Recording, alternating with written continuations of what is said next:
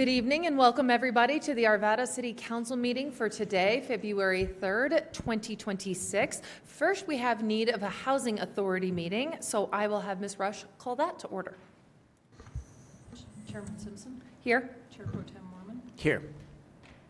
Councilmember Ambrose. Here. Councilmember Davis. Here. Sorry, Commissioner Pfeiffer. Here. Commissioner Griffith. Here. Commissioner Levison. Here. All right, thank you. First, we need the approval of the minutes for the annual meeting of October 7, 2025. Or seeing none, yeah, we need a vote to approve on those, correct? Or no? Not the No? Okay, no. My apologies, the different boards. Okay, so those seeing no edits, those stand approved. I will open it to public comment specifically for the Housing Authority. If you're here for any other item other than Housing Authority, I promise you will get a chance to go later. Is anybody here in chambers this evening here for the Housing Authority? Seeing none, I will close public comment and I will open it to new business, which is R-HA-26-01, a resolution authorizing the Arvada Housing Authority to approve a partial subordination of the Arvada Housing Authority's loan to Legacy Arvada Partners, LP, as secured by a deed of trust for the development of the Legacy Senior Residences to certain provisions of the land use restriction agreement entered into between the Colorado Housing and Finance Authority and Legacy Arvada's LP. Ms. Espinoza, I believe you have this item. Thank you, Chairperson Simpson. Good evening, Commissioners. I'm here this evening regarding Legacy Senior Residences, a new affordable housing community located off of 64th and Sheridan Boulevard in Arvada. You're likely familiar with this community. The Housing Authority and the city provided significant financial support to this project. The Housing Authority provided an $840,000 loan, a special limited partnership, and 8 housing choice vouchers, and the city provided private activity bonds. The city's communications team has recently shared this community on social media, so you're likely to have seen it out there on the social media channels. And as a reminder, this community offers 72 units to individuals age 55 and older. 8 of the units at Legacy Senior Residences are reserved for seniors who are homeless prior to moving in. These individuals receive supportive services from the city's housing navigator, Alexa Arceta. The purpose of tonight's agenda item is a partial subordination agreement that the Colorado Housing and Finance Authority, or CHFA, has requested the Housing Authority to sign. The Legacy Senior Project is a low-income housing tax credit project. Now that construction is complete, CHFA will allocate the tax credits for this project, which will run for 15 years. The property is required to remain affordable during this 15-year period. The tax credit program is governed by the Internal Revenue Service. The IRS code requires CHFA to sign a land use restriction agreement, or LURA, with the developer. The LURA restricts the property's use and occupancy to keep it affordable beyond the tax credit period. In the case of Legacy Senior Residences, the property will remain affordable for a total of 40 years, 15 years under the LIHTC program, and another 25 years under the land use restriction agreement. Per the IRS requirements, CHFA cannot allocate the tax credits unless the LURA is executed. LURAs terminate in the event of foreclosure. To protect the residents of the property from facing eviction if the property goes into foreclosure, the IRS code requires that the use and occupancy protections survive the foreclosure for a period of 3 years. This would require the buyer to keep the property affordable for 3 years, giving residents time to relocate if needed. CHFA requires all parties with an interest in the property to agree to the use and occupancy priorities in the IRS code and requests that the Housing Authority partially subordinate the Housing Authority's $840,000 loan to the LURA in the event of a foreclosure. The city team believes the request to subordinate is low risk for the Housing Authority as it would only apply if the property is foreclosed. Staff recommends approval of the resolution to partially subordinate the $840,000 loan to the land use restriction agreement. I will open it to commission questions. If not, I have a quick question.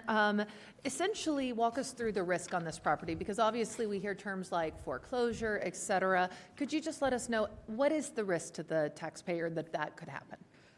I reached out to CHFA to assess the risk, and the chances of this property going into foreclosure is very small. I think nationally it's 0.5% of these LIHTC projects go into foreclosure. And CHAFA has a strong interest in this project. The tax credit investors have a strong interest in this project. So they're heavily monitored. And so if a property is not performing well, CHAFA intervenes early to prevent that from happening. So the risk here is extremely low. And could you walk us a little bit through the demand for this project, especially since it's targeted at seniors? Yes, so the demand is very high. We are seeing an increase in the number of seniors, especially seniors facing homelessness. And according to the city's housing strategic plan, there are strategies in there for the city to follow to prioritize senior housing in some cases. So the demand is incredibly high. So we expect this to be full, is what you're saying? We do expect it to be full, yes. They are leasing now. We do expect it to be full and run a wait list. Okay, wonderful. If there are no additional questions from commission, then I will accept a motion. I apologize. We are unable to take questions from the public. It's a procedural thing where I'm just not allowed to do it. I'm really sorry. Yeah. So we're not allowed to take questions from the public. However, yes.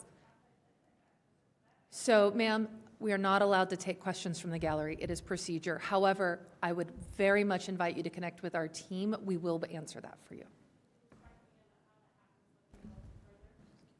So anyways, I will accept a motion from the commission to take, so, yeah. Please. So, Commissioner Moorman. Thank you. I move that RHA 26-01, a resolution authorizing the Arvada Housing Authority to approve a partial subordination of the Arvada Housing Authority's loan to Legacy Arvada Partners LP as secured by a deed of trust for the development of the Legacy Senior Residences to certain provisions of the land use restriction agreement entered into between the Colorado Housing and Finance Authority and Legacy Arvada Partners LP to be approved. Okay, we'll accept all votes. All votes have been cast. That passes 7-0. Thank you much. If there are any questions from members of the public, please email us. Please connect with our team. We will be delighted to answer those. Very happy to even bring information forward in a future meeting. Procedures are procedures. I'm not allowed to violate them. I'm really sorry. All right. With that, we have no additional business on the Housing Authority agenda this evening, so I will close the Housing Authority and I will open the Arvada City Council meeting and call us to order. We have a moment of reflection and Pledge of Allegiance. Councilmember Ambrose. Please join me in a moment of reflection.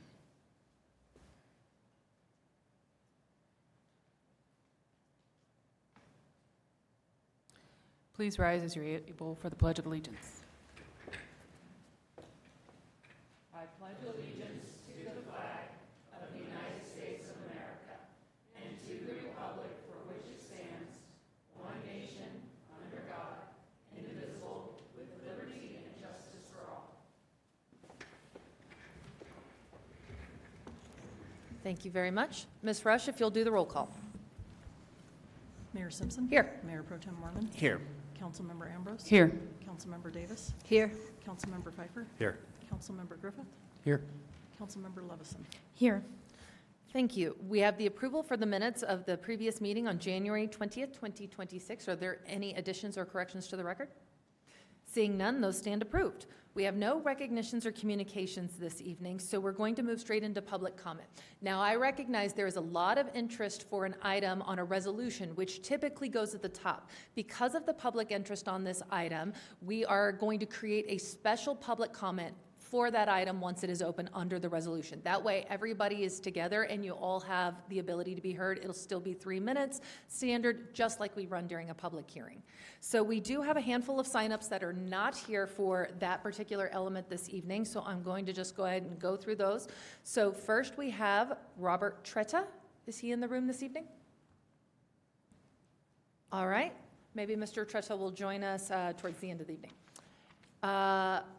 Bodhi Kabin. Welcome, Bodhi.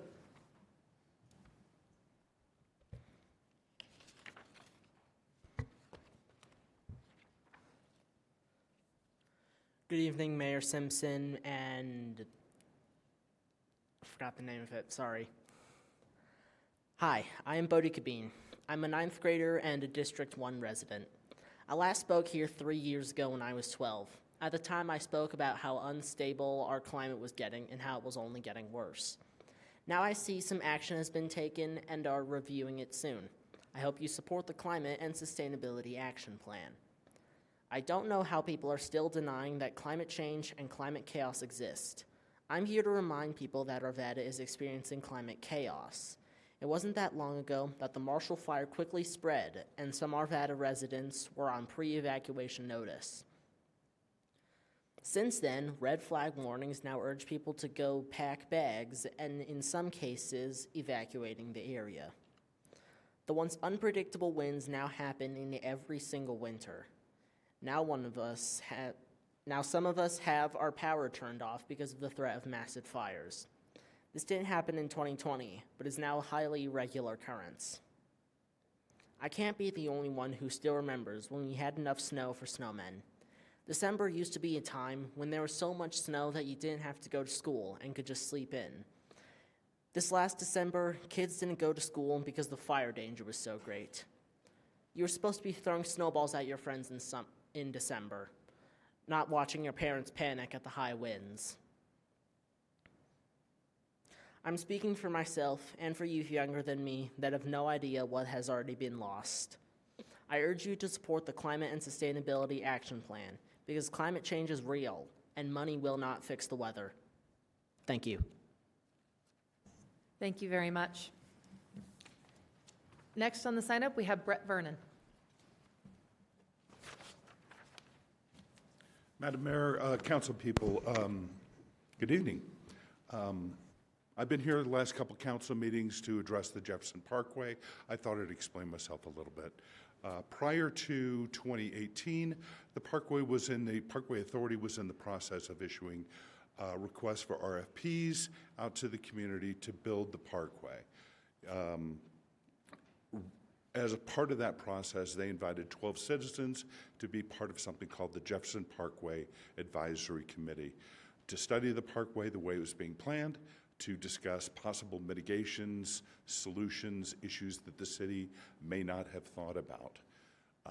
This committee met for roughly 8 months and gathered a lot of information, learned a lot from the existing, the then executive director and the existing board members who were David Jones and the Mayor Mark Williams. In our recommendations, in our final report, there were 12 recommendations. There were recommendations for mitigations through the Leiden Rock community. Recommendations regarding mitigations for sound, mitigations for light, and mitigations for connectivity. All of those recommendations were declined due to potential cost. Basically, what would have been requested is I-25 right through the middle of a residential community where the travel lanes of the Jefferson Parkway will be 65 yards from the nearest home. I don't know who would think that that is something that residents would expect. We all have a responsibility for living in a neighborhood that we know a freeway is going to go through, but one would expect reasonable mitigations, and none of those are going to be planned. Because it's a public-private partnership, they're not required the way they would be if it were a federally funded project. We know now, based upon the sale price of the Northwest Parkway in 2024, that cost isn't an issue. They're going to say it is, but cost isn't an issue. And yet, decisions are being made now, currently, which are impacting my community. I'll talk about those a little bit the next time I'm up. Thank you very much. I appreciate it. Good luck tonight. Thank you, Mr. Vernon.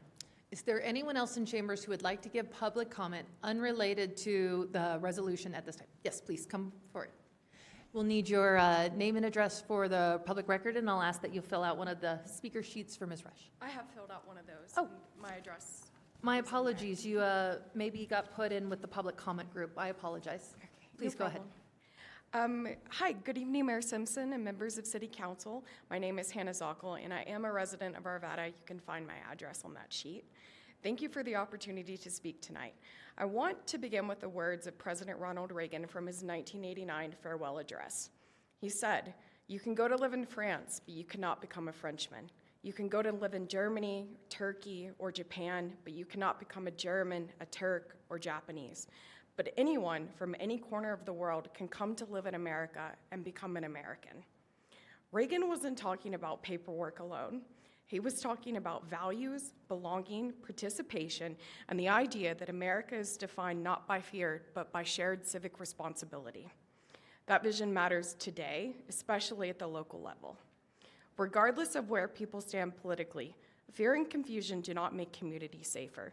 Clear information does, trust does, and local government plays a critical role in providing both.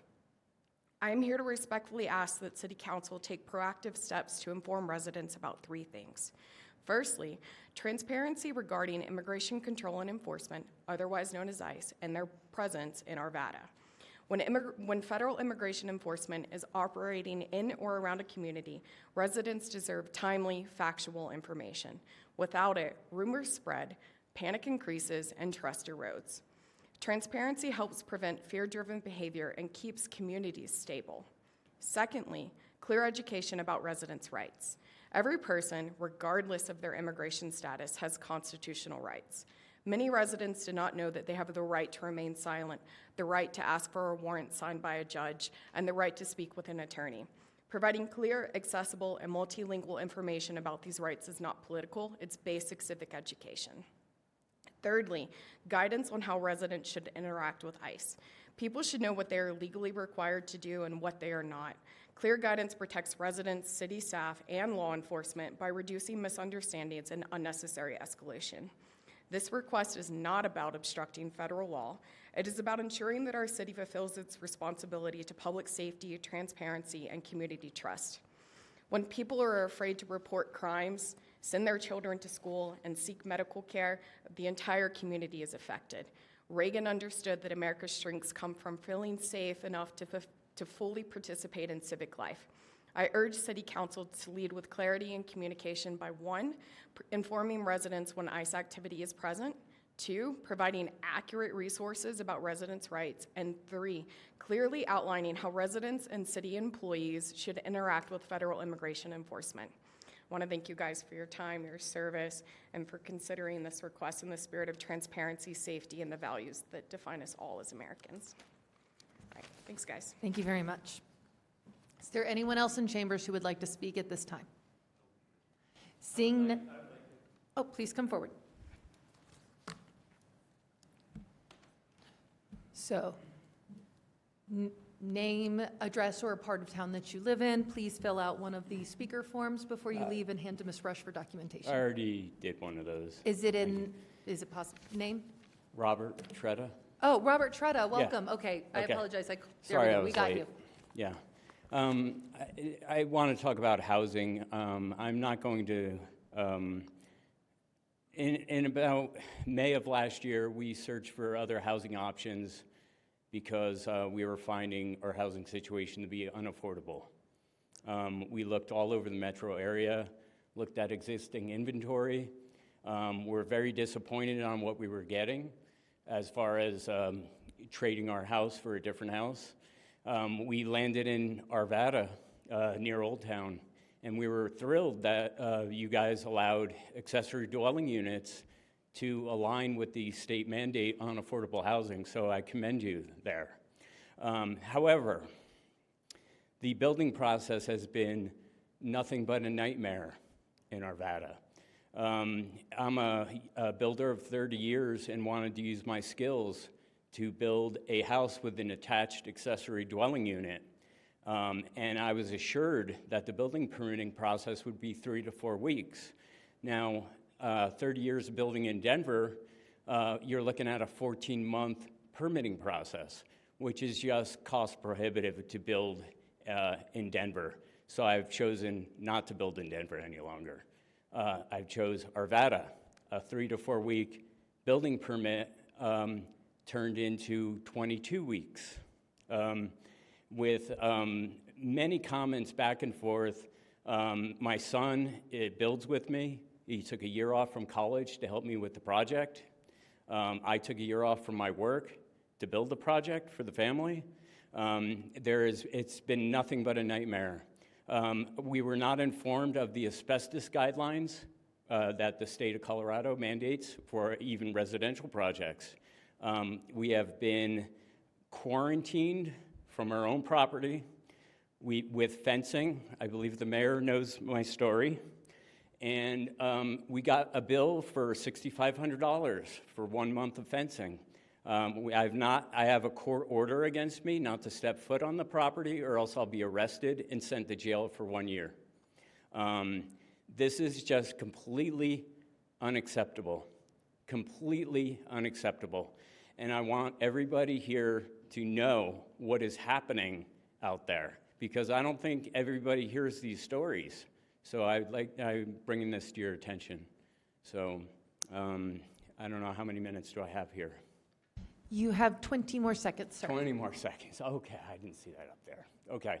Well, anyway, I probably will be speaking down here routinely, because I have many other issues to go over, including the color palettes that I'm supposed to paint my house. We don't have a choice to choose our colors anymore. So I'll be speaking about a lot of other things. Thank you for your time. Thank you, sir. Is there anyone else in chambers who would like to speak at this time? Seeing none, I will close the first public comment portion of this evening's agenda, and I will open us into new business, which we have 2 items on the consent agenda this evening. Sorry, got to separate my papers here. First, I will open R26-007, a resolution authorizing an agreement between the City of Arvada and Stantec Consulting Services, Inc. for professional services related to the design of sanitary sewer for NTL North Trunk Line 8 for West 68th and Sheridan to West 61st Place and Tennyson, project number 26-SR-04 in an amount not to exceed $1,355,625.20. Number 2, R26-008, a resolution authorizing an agreement between the City of Arvada and Essential Contractors, Inc. for West 60th Avenue roadway improvements, Sheridan Boulevard to Wolf Street, project number 15-ST-18 in an amount not to exceed $836,146.80. Councilmember Pfeiffer. I'll make the motion to approve. All right. I approve consent items R26-007 and 008 be approved. All right. Council has cast their votes.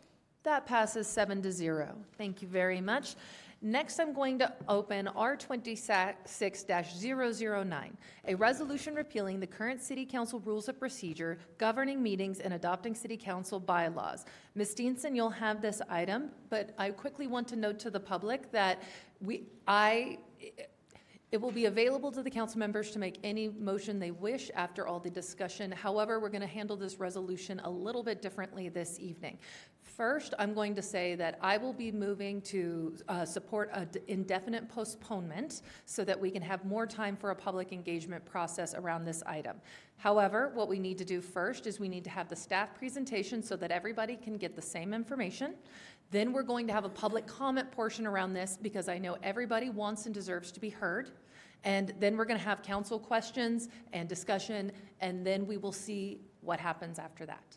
So with that, I will open it to the staff for the presentation on this item. Thank you, Mayor Simpson. Good evening, Mayor Simpson and members of City Council. This introduction will be a little bit longer than usual, so please bear with me. As you know, the City team and City Council have reviewed the Council's current rules of procedures governing meetings. Best practices suggest that organizations review their governing and other policy documents on a relatively regular basis. Although the City Council's current rules of procedures have been amended over the years, they've not been the subject of an overall or systemic review for more than 30 years.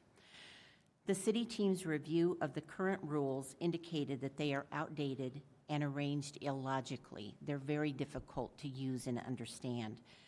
In addition, the current rules use Robert's Rules of Order as our parliamentary procedure rules.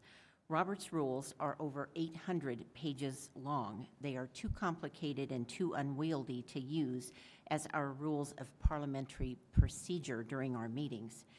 As a result, the team recommended that the current rules be revised, so we drafted the proposed bylaws.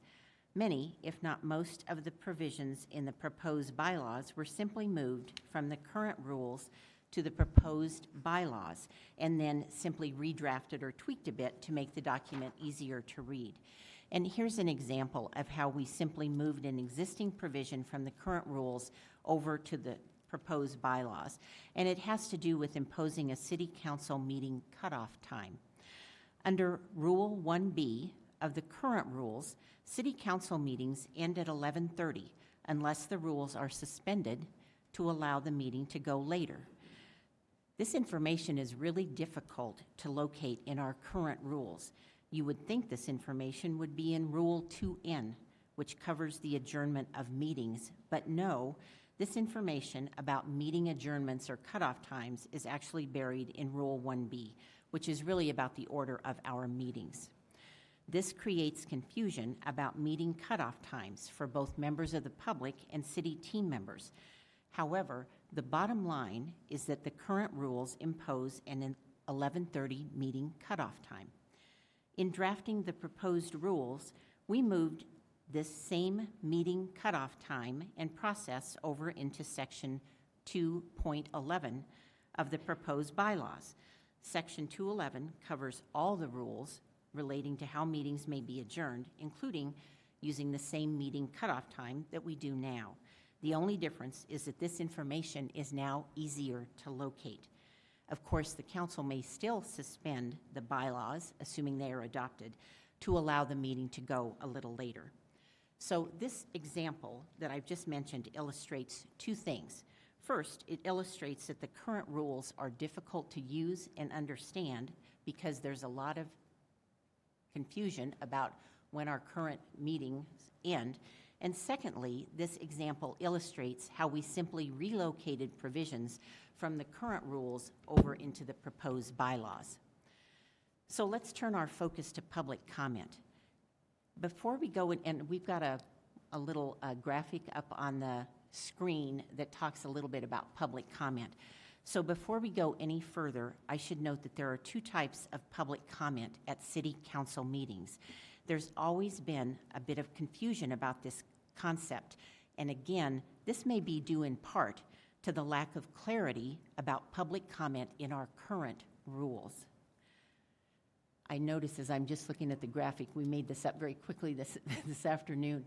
I see that under items 13 and 14, we've got a duplicate there. We've got the city manager report is attached to 13, and city manager report is also attached to number 14. And as much as we all like Don Wick,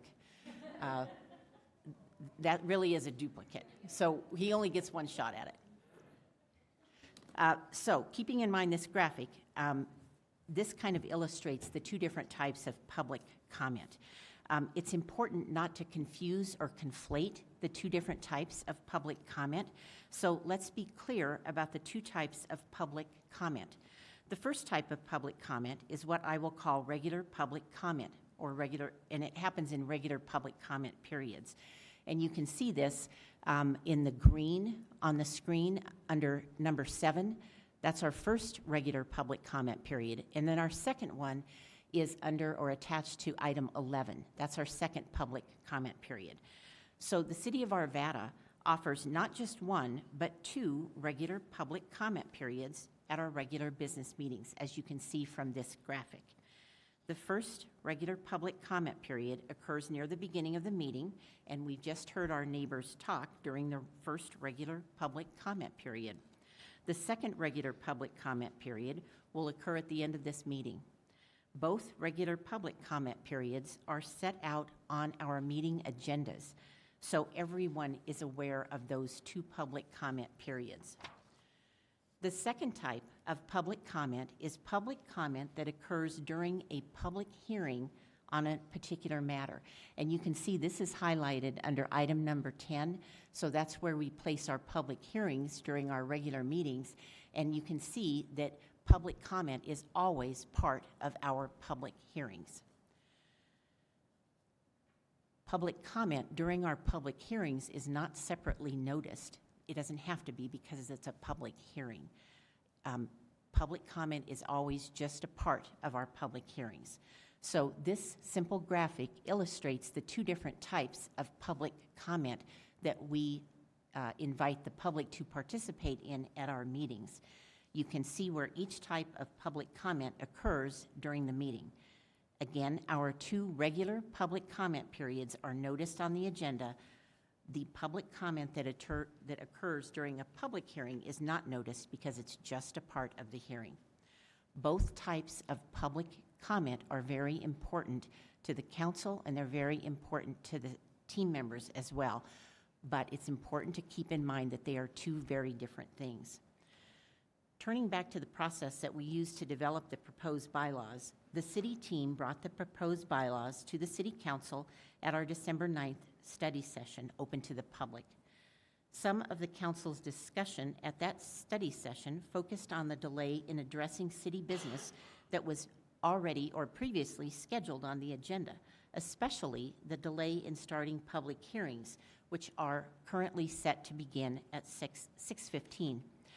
On many evenings, more members of the public are interested in speaking about an item that is scheduled on the agenda than wish to speak during the first regular public comment period, sort of like my guess is we'll see here tonight.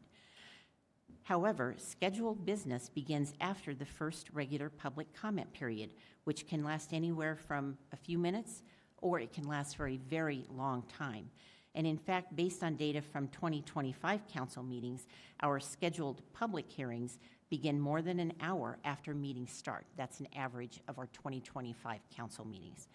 This pushes scheduled items later into the evening, which can work a real hardship for our working residents, for seniors, for caregivers, and for other members of the public who cannot stay to participate in a public hearing that starts late and goes even later into the evening.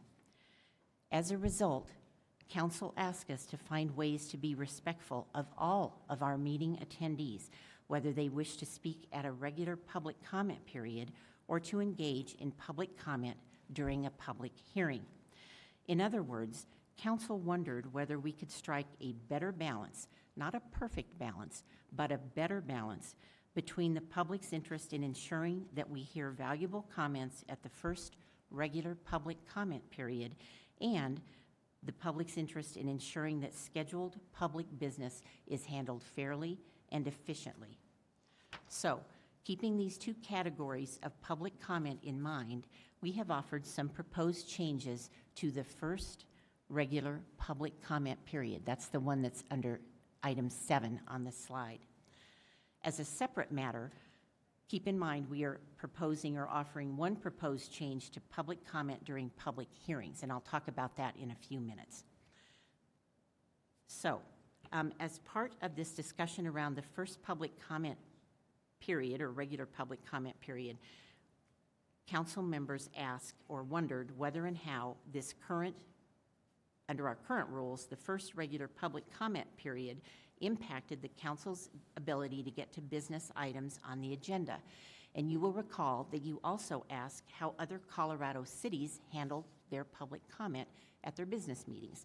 And so we did a survey of 10 other home rule cities along the Front Range. This survey revealed that all but one of those cities, actually all of them, offered just one public comment period during their regular business meetings. However, 2 of those other 10 cities allowed for 2 regular public comment periods in very limited circumstances. So the general rule with all of these peer cities, other home rule cities up and down the Front Range that we surveyed, was they only offer 1 public comment period. And that's contrasted to Arvada. We've always offered 2. Most of these other cities surveyed also limited either the overall amount of time they devoted to regular public comment or they limited the number of speakers at public comment. In addition, most of them limited each speaker to a total, of 3 minutes or even less in some cases. As you know, Arvada currently offers 2 unlimited regular public comment periods. In other words, our speakers can have up to 8 minutes to speak to council if they choose to do so. What this tells you in terms of the survey that you requested is that Arvada's public comment practices differ markedly from our peer cities. The upshot of this is that at the City Council study session meeting, Council asked for options that might bring more certainty to when our business items, such as public hearings that were already scheduled on the agenda, might be heard in the evening. This necessarily meant that the city team had to consider changes to the first regular public comment period. So, in accordance with Council's preference or direction, we are presenting 3 options about this concern. They all relate to the first regular public comment period. None of the proposed changes that I'm about to review relate to public comment during public hearings.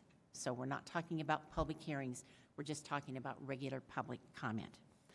The motion for each of these options is stated in the agenda packet cover sheet, available not just to you, but to the public as well. So the first topic that we are asking Council to look at tonight is to decide whether to set an overall time limit for the first regular public comment period. And just as an aside, this would impact Bylaws Appendix Section 6.2 in the new rules. Your options are to keep the current unlimited time, which is fine, or you can invite the public to speak for a set time, and you can decide what that time is. It could be 30 minutes, 45 minutes, 60 minutes. Again, the actual time limitation would be up to Council. Currently, the first regular public comment period lasts about 31 minutes on average. Again, that's based on our 2025 council meetings. So, moving to a 30-minute limit for the first public comment period would align closely with our existing average. Note, if you vote to set a time limit, you can always vote to suspend the bylaws to accommodate an unusual circumstance where dozens of people appear for regular public comment. You always have that as an option. You have it as an option now, you'll have it under the proposed bylaws. However, setting a set time limit for the first public comment period will certainly bring a bit more, will bring a bit more certainty to all attendees and the viewing public about when our scheduled business is to start that evening. So that's the first question we're putting before you. The second topic is whether to limit the scope of the topics at the first regular public comment period. And again, as an aside, this would impact that bylaws appendix number 6.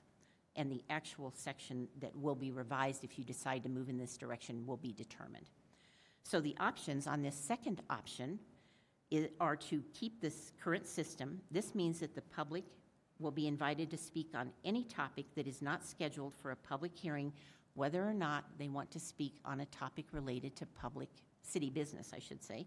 Or the second option is to invite the public to speak on agenda items that are not scheduled for public hearing, as well as on any other topic that's related to city business.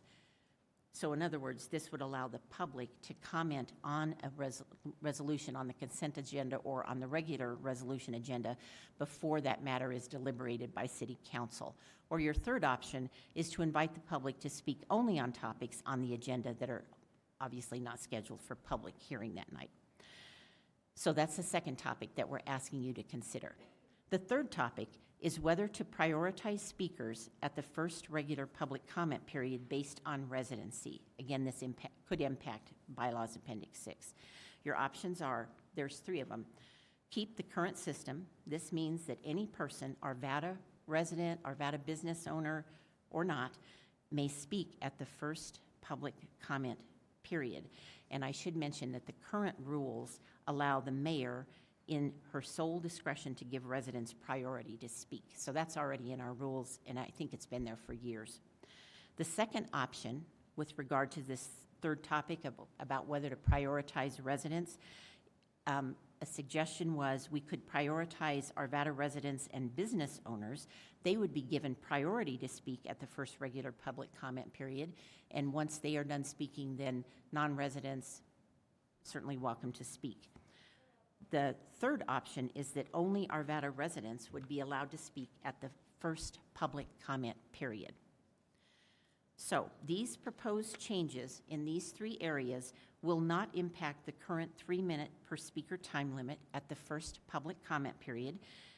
These changes will not impact the current 5-minute limit at the second regular public comment period.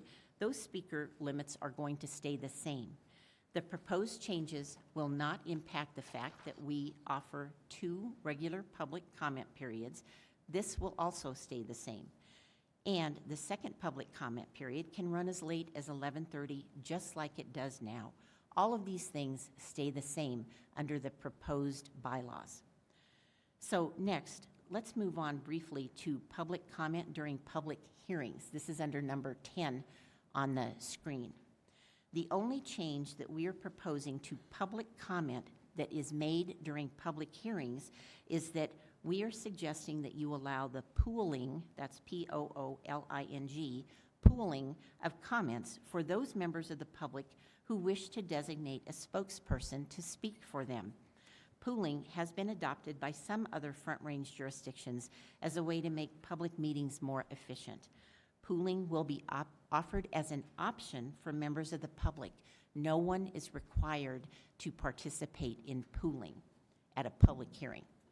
They have the choice if they want to speak individually or if they want to pool their comments. Either one will be fine. Finally, the city team recommends that council adopt Bob's Rules of Order for Colorado Local Governments. And the subtitle of that book is Simplified Parliamentary Rules for Public Meetings. We're asking that you adopt this instead of continuing to use Robert's Rules, which is the 800-page long book that's really difficult to use.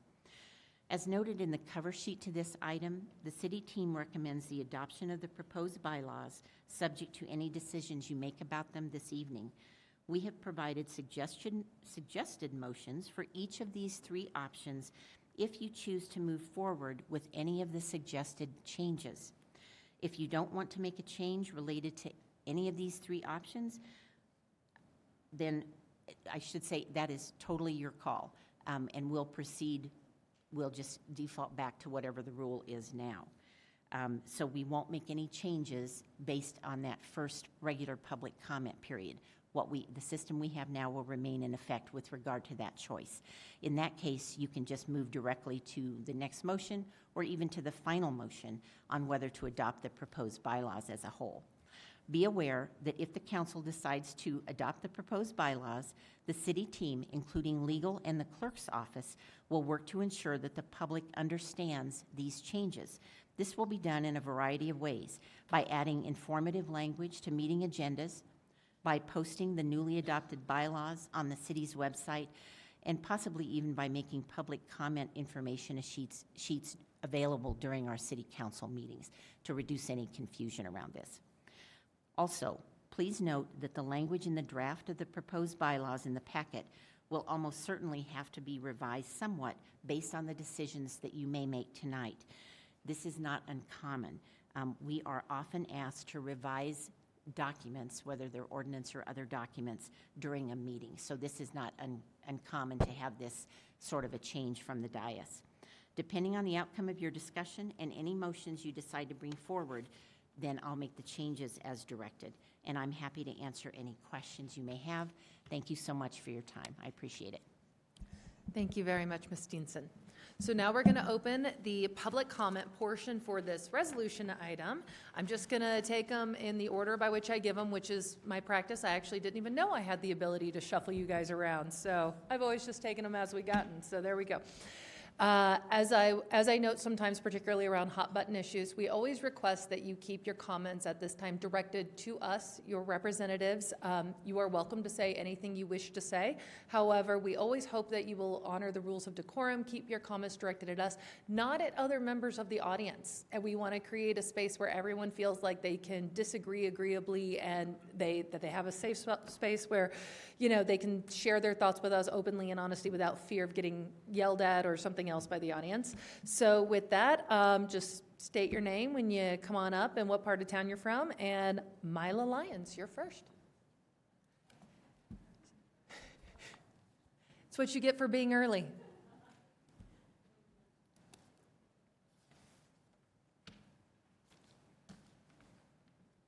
Hi, my name is Mila Lyons. I live at 6552 Umber Circle in Arvada. And my comment was a little bit more specific related to the second meeting when you're having public hearings. And I had understood that there were going to be specific time limits on both the opposition and on, with the applicant. But I didn't hear any of that today.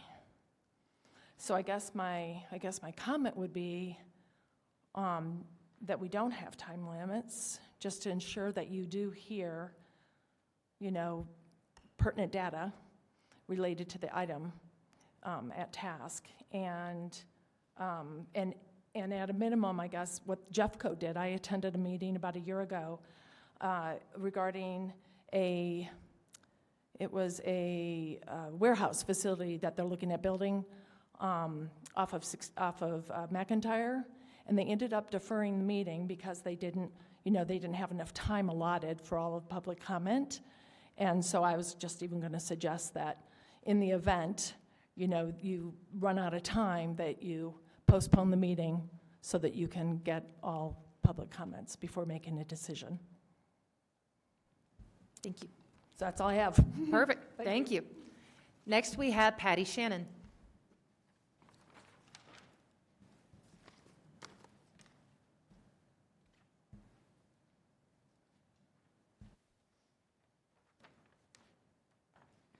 Thank you, Mayor Simpson and Council. I'm Patty Shannon, and I'm an Arvada resident in West Arvada. There may be some misunderstanding of the interpretation here, so I'm going to read you what I wrote, because it made sense to me at the time, and now I'm really confused. There are parts of this proposal I support. Pooling speaker time can be efficient, for example, providing additional time for HOAs or other groups that have several thoughtful points to make on behalf of their members. The proposed bylaws allow the presiding officer to move public comment on agenda items to the end of the meeting after staff presentation and after council discussion has already begun. And the problem is not just the timing, but exclusion. In section BA 7.5.2, the proposal limits public comment to 60 minutes total. So I was very confused. On issues with widespread citizen concerns, that would mean many residents will never be heard at all before council deliberates. That's not an efficiency tweak, that's a structural change to how the public participates in this body. It seems a discretionary choice made to reduce public input on an agenda item. The staff report states that Arvada offers more regular public comment periods and longer speaking times than other similar Front Range cities, as if that's a bad thing. It should be seen as a win. It means you listen to your public more, and that leads to better decisions, and you should keep doing that. We were encouraged when at a recent candidate forum, Councilmember Moorman said more public engagement is better, and he's adamantly opposed to limiting public comment. So one thought to keep meetings from being so long is to add a monthly meeting for public comments on any topic. People will be heard, but the current process for agenda items maintains their priority at regular meetings. Regarding public presentations, we're here to participate in decisions that affect our city. We have something important to share with each of you, knowledge you may not have on a specific topic. We're here because we believe our voices should be heard. We expect nothing less. We don't want to be here with you till 11 p.m., but if that's how long it takes for everyone to be heard, it's a small price to pay. When you limit the total time for speakers or move agenda item comments until after deliberation begins, you're not hearing us. Please reject any provision that caps the first public comment period so agenda speakers cannot be heard, or allows an agenda item comment to be deferred until after council discussion has begun. Those provisions change the balance between the public and this body. You must preserve the rules that all people speaking on agenda items are heard before council deliberates. With apologies, your time has expired. If you want to take 10 seconds to wrap up, I'll let you do that. I urge you to reject the portions of this resolution that undermine that principle. Thank you. Thank you very much. Next, we have Mark Breeze.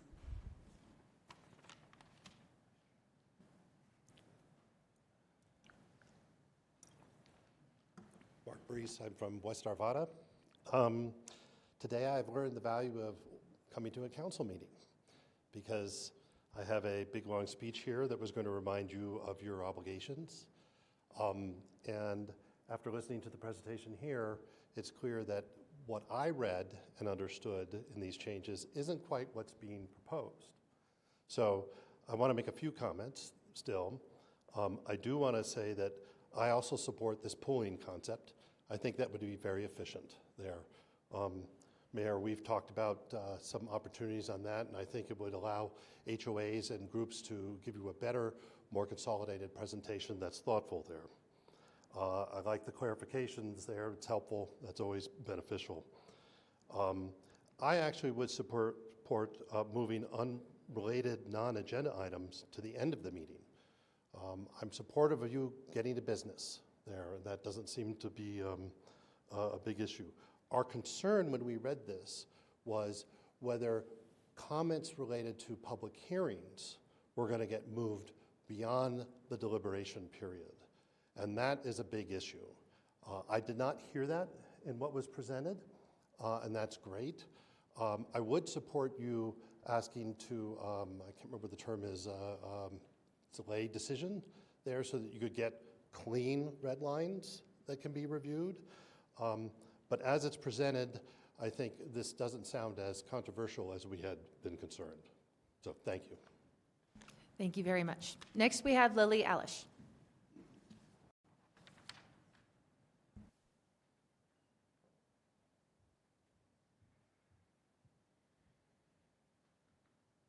Hey guys.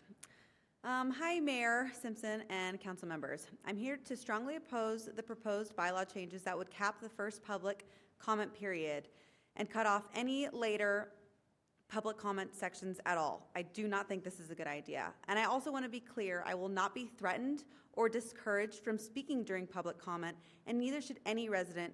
Public participation is not an inconvenience, it is a core function of democracy. I understand that public comment can sometimes run long and push other agenda items out. But when that happens, it's not a procedural failure. It is a clear signal that something matters deeply to the community you all represent. Even when residents and council disagree, high turnout reflects civic engagement and public asking to be heard before decisions are made.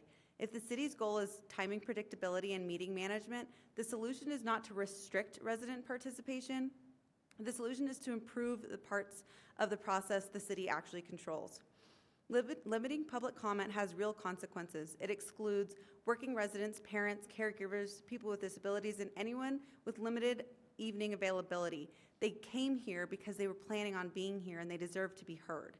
It privileges instead paid speakers, presenters, and project teams over residents participating on their own time, which weakens equal access to council. If meeting length is the concern, the answer is to not restrict public speech. You control agenda, scheduling, staff presentations, and process. Residents do not. Any efficiency plan that depends on limiting residents' participation undermines transparency, accountability, and equity. I don't want Arvada to compare itself to other cities by adopting the lowest standard and common denominator. I want Arvada to be an example, a city that leads by expanding access, protecting speech, and welcoming public engagement, even when it is inconvenient. If participating is creating strain, respond by adding participating, not by adding capacity, not restricting access. Restore remote participation options and accessibility accommodations.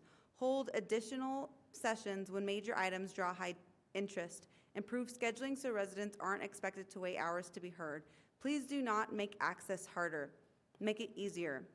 I urge you to vote no on limiting general public comment and instead pursue reforms that expand participation. You guys know this one is near and dear to my heart, so please, I think communities are most effective when they can come and plan on a time to be here and congregate. And somebody told me today, have you read the bylaws? And I would like to put that back to you. Have you guys read the bylaws? Because it sounds like we all learned something here today. Thank you. Thank you. Next, we have Dan Bradley.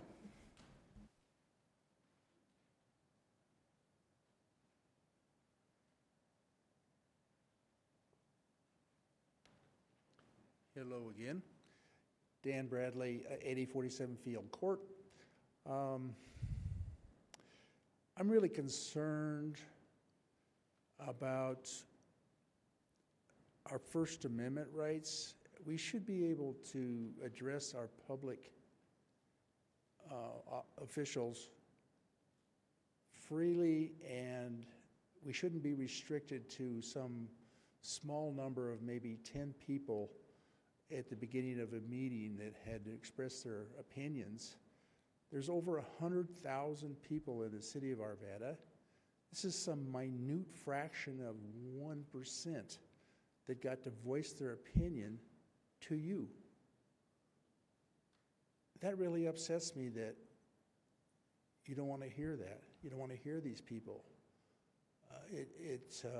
I've been really open with everybody here. Everybody knows you can talk to me. I'm easy to talk to. I don't get crazy, but I do feel like we need to keep in mind our First Amendment, and we need to focus on how we can listen to people, as Lily said, a lot more. I've been in business for 50 years. I learn a lot by listening to people. When you talk to people and hear their opinions, your brain grows, you have more in there, and you can make better decisions. When you limit that to a finite number of people, you lose what you had an opportunity to gain on. I would also like to address that I know that you have times when you feel like you need to have a lot of input for some particular subject, but I've sat through a lot of these, and I always feel like, I shouldn't say always, but a lot of times feel like a lot of the input you're getting is something that the guy pulled out of his file that he presented to Westminster and to Lakewood and to everybody else, and he came in here and changed the name to Arvada and charged you $100,000. That just really galls me. And I mentioned this to at least one of the members here. I've been in business for all these years, and nickels count. Every nickel counts. And when you just spend money like that for some guy to pull this out of his pocket and change the name and read it to you, that really upsets me. Try to focus more on hearing the public and less on letting somebody get up here and grandstand. Thank you. Thank you very much. Next, we have Mike Rawlick.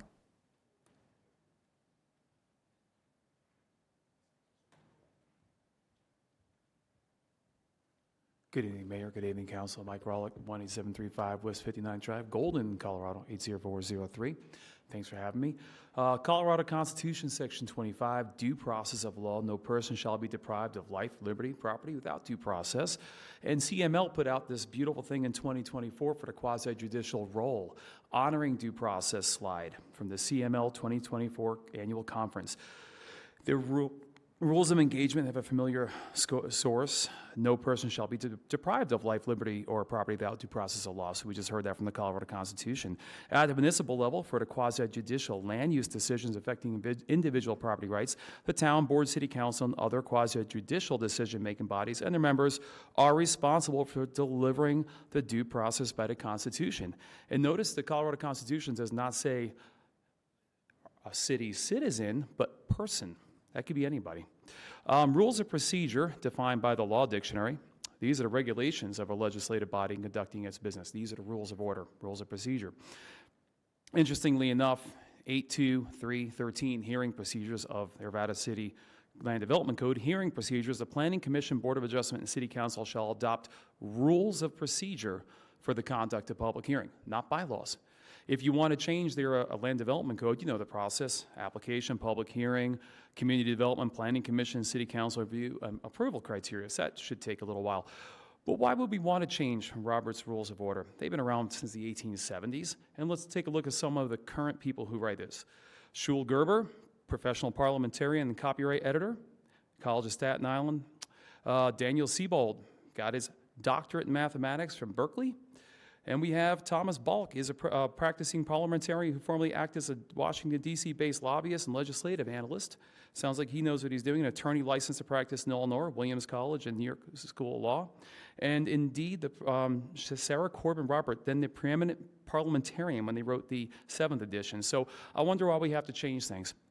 Non-citizens in general can include developers. We've heard them from Florida, Indiana, New York, Denver.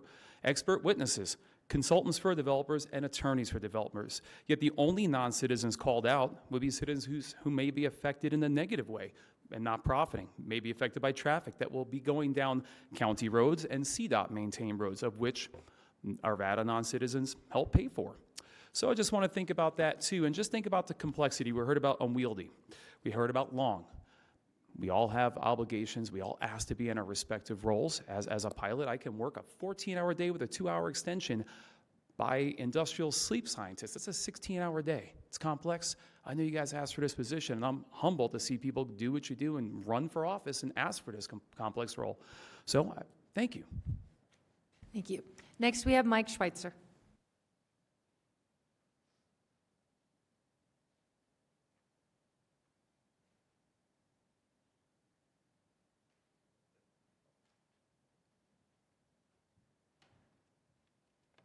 Good evening, Mayor Simpson and City Council members. My name is Mike Schweitzer. I live in West Arvada near 64th in Indiana.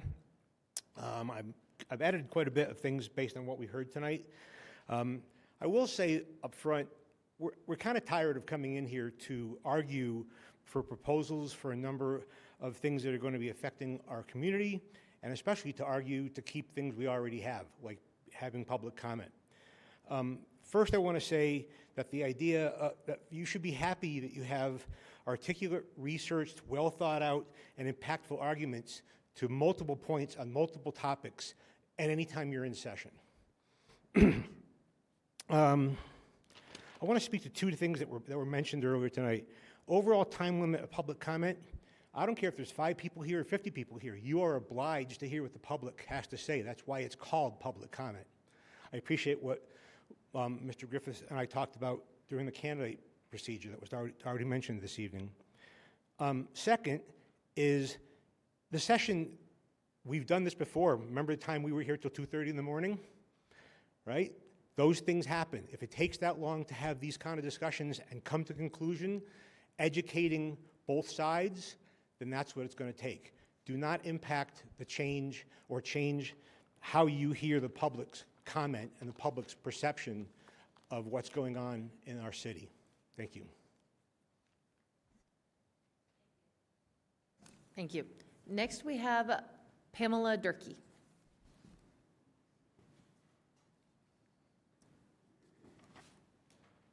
Welcome, Pam. Good evening. Good evening, Mayor Simpson and Council. My name is Pam Durkee, and I live in West Arvada. My address is on the form that I filled out. I initially came to speak specifically to Resolution 26009, but after hearing a very detailed and good explanation of what that was, I'm somewhat editing my comments this evening. I'm a retired law enforcement agent, prior paralegal in a military JAG reserve unit. I view you, the city council, really similar to a judge and a jury. You have incredible power as it relates to decisions for the city of Arvada and residents. I view it as an incredible responsibility, and I have no doubt that you take your job very seriously. With this said, I feel it is important for you to hear all the evidence available to you, including evidence from our residents and public in your council meetings. Our residents have incredible professional backgrounds, such as yourself, and they bring expertise and knowledge to the table when it comes to issues that impact the city and the residents of Arvada. For example, in cases of proposed housing developments, I think part of the evidence should be not just listening to us standing up here, the developer and attorney. I would really encourage, with some of the things going on in the city, that you go out to the proposed sites physically and stand there and look around at the communities around the proposed site and say, does this really fit? What kind of long-term impact is this going to be for the surrounding residential neighborhoods, for the wildlife, for the Audubon group that may be in the area? In relationship to public comment, Colorado Case of Appeals case, Western Aggregates versus Board of County Commissioners, they specifically addressed and discussed public testimony directly. Professional planners and engineers had testified that a road could physically handle additional traffic. However, concerned citizens testified about adverse traffic impacts based on their everyday life experiences. The developer argued that citizen testimony should not be credited over professional analysis, and the court outright rejected the argument. And there's other case law also with the Supreme Court that discusses the impact of residential and public comment during hearings. A few professionals may seem to have high credentials. Well, a lot of us, I may not be a developer, I may not be a doctor, but we all have professional backgrounds that give us a platform where we can logically dissect and analyze information and assess whether something's going to work for us or not as residents here. So I say this as, for example, I was at a planning commission recently for a proposed development. I was dismayed that the developer, I'm almost done.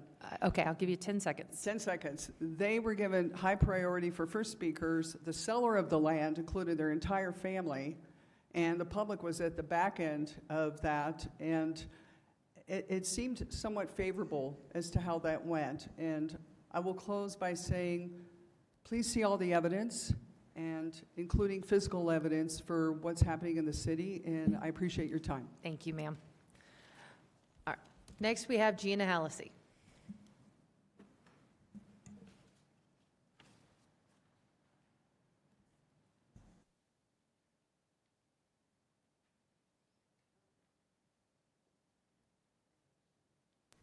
Gina Hallisey, and I live in Maple Valley. I could actually sing the Star Spangled Banner right now if I wanted to, because that's my First Amendment right. So I just want to talk a little bit about public comment. Before making changes to rules or bylaws, I think you should show the public the meetings where the public comment was not used as intended and the city was prohibited from doing city business. Otherwise, it shouldn't be changed. If it's not broke, don't fix it. If it is broke, the city staff needs to be able to clearly define what is broken in the current system and why their fix that they're proposing will improve the process for the public comment portion of the meetings. I don't think this has been clearly defined, as people are confused, as we've heard from several people tonight. Well, I thought it was this, but now I don't think it's that. They're still confused. So under the Bill of Rights, all citizens of the United States have a First Amendment right to free speech. We heard that. The First Amendment protects the right of freedom of expression from government interference. It also allows for the right to peaceably assemble. If we want to bring 50 of our friends and sit here and talk to y'all, we can do that as long as it's peaceful. And it also allows us to petition the government to redress grievances. The 14th Amendment addresses the rights of citizens, most commonly known as the equal protection of the laws. So I would encourage you, the council, to not make changes to the bylaws in regards to public comment without getting a bit more in the weeds on this, because it is something that's very emotional to United States citizens, to have their voices feel like they're getting, even though they may not be, you have to explain it a little bit better, and I think you need to give people that respect to do that. Trying to solve a timing issue for one party will create inequity for others. So you're not really solving anything by cutting the time here, and because it takes away from somebody else. So I just think you need to dig in a little bit more. Government should not limit speech other than your 3-minute rule. Government should not tell the public when they can speak or what they can speak about. Government should not exclude any public, whether resident or not, from public comment on, or that would violate their First Amendment. And you know me, I honestly think there should be more time for public comment. And I love the pooling idea. That's fabulous. I think that we've seen in past meetings that pooling public comment can really drill down on the issues, and you can get a really good information to make an informed decision. So I thank you for giving us the opportunity, and I think that thing where it says an hour, 60 minutes for one and 60 minutes for the opposition, it should be 60 minutes developer, 60 minutes for the public, for a presentation, not 3-minute snippets. Thank you very much. Finally, we have Rich Bowling.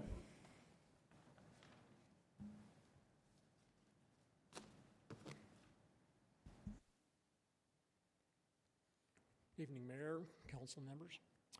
My name is Rich Bowling. I live at 1499 West 70th Avenue in Arvada. First, I want to say I'm opposed to eliminating the city council rules and replacing them with bylaws. Do you know that the LDC uses the term rule or rules 62 times, and it only uses the term bylaw once, and that's in regard to the Board of Adjustment. The LDC, as Mike Rollick noted, section 82-3-13 says hearings, and it says for Planning Commission, Board of Adjustment, City Council, they shall adopt rules of procedure. Doesn't say bylaws, it says rules. My understanding of rules versus bylaws, that rules probably is the more legal term for doing things. So, and they're probably not as easily changed as bylaws are. Secondly, I'm highly concerned about the new bylaws, which seem to constrain public comment. I think there's been some clarity on that. But in the bylaws, it says, in my opinion, it seems to insinuate the public already has enough opportunities for public comment. So for the sake of efficiency, for a few meetings a year, public comment will be subject to curtailment. This is evident in Appendix BA 6.1, for example. So curtailment for efficiency, I guess, what's the problem? Are developers complaining? Is public comment one-sided, which usually it is against developers? Is it exposing other problems within the city? And third, I think Gina alluded to it a little bit. There's in BA 7.5.2, there seems to be 1 hour for the applicant and then 1 hour for others. Is that the opposition? Is that the public? Who is that? I don't know. It's not clear. But immediately followed by the public who gives testimony will be limited to no more than 3 minutes. One other problem, at a recent planning commission, there was a pretty good attempt to eliminate public comment to only 1 and 2 minutes. The public commenters there were not too happy about it. So that really needs to be looked at and addressed. I know you as the presiding officer has some discretion there, but that really needs to be clear on what and when that will be used. It was not well received, and there seems to be an increasingly tendency to try to use that. So again, in my opinion, I think these need to be curtailed and re-examined like you want to do. All right. Thank you very much. Is there anyone else in chambers who would like to give public comment on this item at this time? Please, Mr. Green. You know the rules.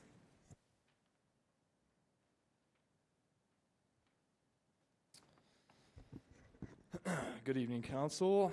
I'm Jordan Green and live at 5210 Garrison Street. A fair amount of ditto, but to start, I'm going to quote Appendix 6 of the red line version, specifically a section of BA 6.1, following the number of opportunities the public has to address Council. So I quote, "The city also values the transaction of city business in ways that are responsible and efficient, and endeavors to be respectful of and fair to those who must be present for business scheduled on the agenda. A public comment period at a council meeting is a limited public forum. These bylaws balance the interest of individuals who wish to speak at council meetings with the public's interest in ensuring that city business is conducted timely and efficiently." Now, I do appreciate the progress of city business and moving the needle. As we all know, government is currently slow. And there is certainly opportunity to speed it up, so maybe some change is warranted. However, I've been observing your meetings for some time now, and they rarely start on time. I would have provided a statistic, but during my review of meeting minutes, I discovered, with exception of a few, they state a call to order time of 6 p.m. We all know that's inaccurate, and dare I say, a problem with transparency, potentially legal compliance, but I guess you're covered because call to order times also aren't included in the video recordings. But I wonder what the average delay duration is, so maybe we can get that provided by the city team as well. Regardless, to say the city values efficiency and respect of time is hypocritical. Therefore, I suggest you make a greater effort in honoring the current agenda and holding yourself accountable before restricting the public who are also making a sacrifice to be present with you. Tonight is a good start. May a trend begin. Thank you. Thank you. Is there anyone else in chambers who would like to please come forward?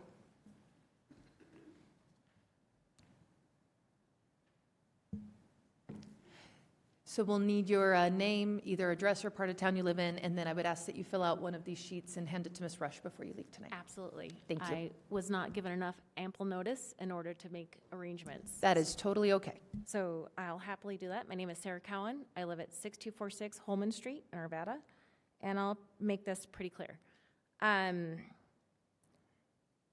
Good decisions and thoughtful responses don't come from rushed actions. That requires clear notice and adequate time for not only the public, but for the public servants to hear. Today, I learned about this entire meeting about 3 p.m. That left me literally no time to adjust my schedule in order to find what is a time that I wanted to be here. I had to rush my husband home and call my neighbor to try to be here. That's unfair. That's so very unfair. I'm guessing you have families too that you also would like to go home to. And I get the polling, and I get that. It's unfair to you sometimes to hear the diatribe. But in this, we as residents do not have that flexibility, and in the absence, I'm not asking for apathy.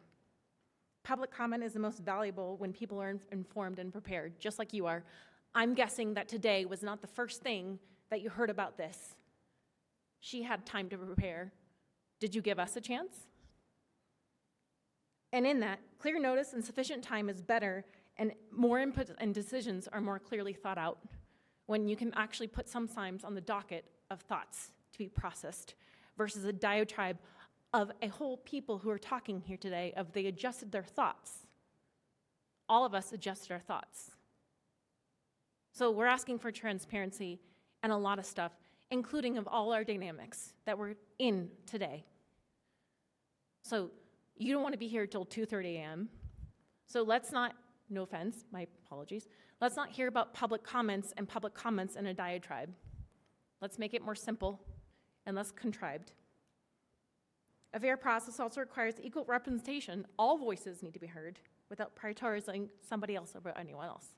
That means you too, us, them, whoever they are. Finally, well, long-term residency brings valuable perspective. I don't disagree. all residents who live here and call this city home and affected by these decisions, our voices do to be equally deserved to be heard and realized. I ask you, please, within this, none of us want to actually be here. Let's be real. So with that, give a little bit more notice. How many days have you had to prepare for this conversation tonight? And give the public an ability, the people who serve and pay you. I'm grateful. Thank you. Thank you.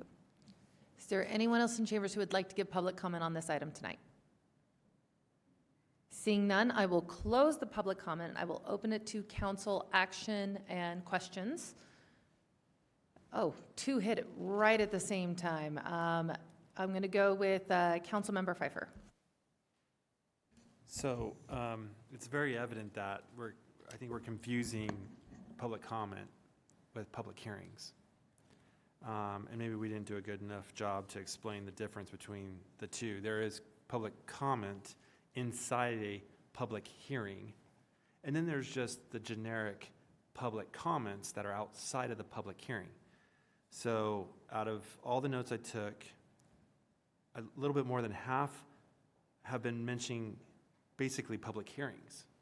And so that being said, and I don't expect any of you to understand the sausage making on some of the stuff. It's confusing as hell, and I don't expect you to know that. And it's for us to do a better job in communicating it. But I want to make sure we're crystal clear, because apparently there's some confusion, and maybe we need to find a new term, because it's confusing, the greens and the purple. And what I've heard tonight is a lot of people are concerned about the purple, because those are the times where we will go to 2:30 in the morning. Those are the times where we want to pool. Those are the times where it is impactful. In fact, it is our legal obligation to have those hearings and not restrict them. You know, and what the purpose here, and I'm going to ask questions and then I'll come back to it. Let me ask the questions first. We are not changing anything with public hearing. Is that correct? That is, I mean, other than pooling. yeah. So that is, Mr. Pfeiffer, that is correct. And I would refer your attention in the current rules to Rule 2F, where in public hearings, this is the purple, we give 1 hour to both sides. That's the way we have done it for years. It's in the current rules under 2F. And we simply move those same rules over to Bylaws Appendix 7, 1 hour on each side. So you're correct. We're not messing with the public comment during public hearing at all, with the exception of we are allowing pooling now, which I think is great. Yeah. Actually, I think you guys kind of mentioned it, and we're taking it serious. So, but I do want to come back, so don't worry, Mike, we'll come back to it. I know you're freaking out over there. I actually want to say no limitation of an hour on the public comment. Yeah, and you can. So just so you all know, that's kind of what I want to do. But let me get to that. Let me get through my questions first. I think the public comment is fine because we're not touching it really, other than the pooling, and so I want to come back to that a little bit later. I will be recommending that we remove any hour limitation on public comment within a public hearing, that there is no limitation. And just to be clear, the 11:30 is in our current rules. Correct. And all the years I've been up here, we've always suspended the rules and gone till 2:30 in the morning. Right. Some of you have been here with us. So it doesn't mean we can't suspend the rules or even change them too. I mean, we've rearranged tonight as a clear example. The mayor rearranged the rules tonight and we were okay with it. So I think that's fine. Where we're getting tripped up on is, and the purpose was number 7, the green that everyone's looking up there, is where I'm going to bring up is, I'm going to call it open mic night. You can talk about anything under the sun. Now the issue becomes for us, and we will be here all night to listen because we love that. Trust us, we do. But what I fundamentally have an issue with over the 15 years has been the public hearing gets pushed out further, and the people that are here, the hundreds of people sometime, almost 500 sometimes I've seen here, for the purple, don't get to talk for about an hour to 2 hours after we start because there was other public comment that was not related to anything on the agenda or city business, which I'm okay with us having those conversations. I have no problem with those. The intent here is to allow, like tonight is a perfect example how it should run. It is perfect. I timed it. There was, what was there? 5 speakers, 12 minutes. So all we're saying is, can 10 speakers get done in 30 minutes, and then we can move into purple. So can we go from the green and let people do whatever they want to talk about, which was perfect tonight. The first one was not here. It was youth and environment, JPPHA, perfect. About clear and trust, and having discussion around ICE movement within our city and housing and ADU permitting. That is perfect. That is exactly what we should have. And those citizens should come in, do what they would like to talk about, and move on.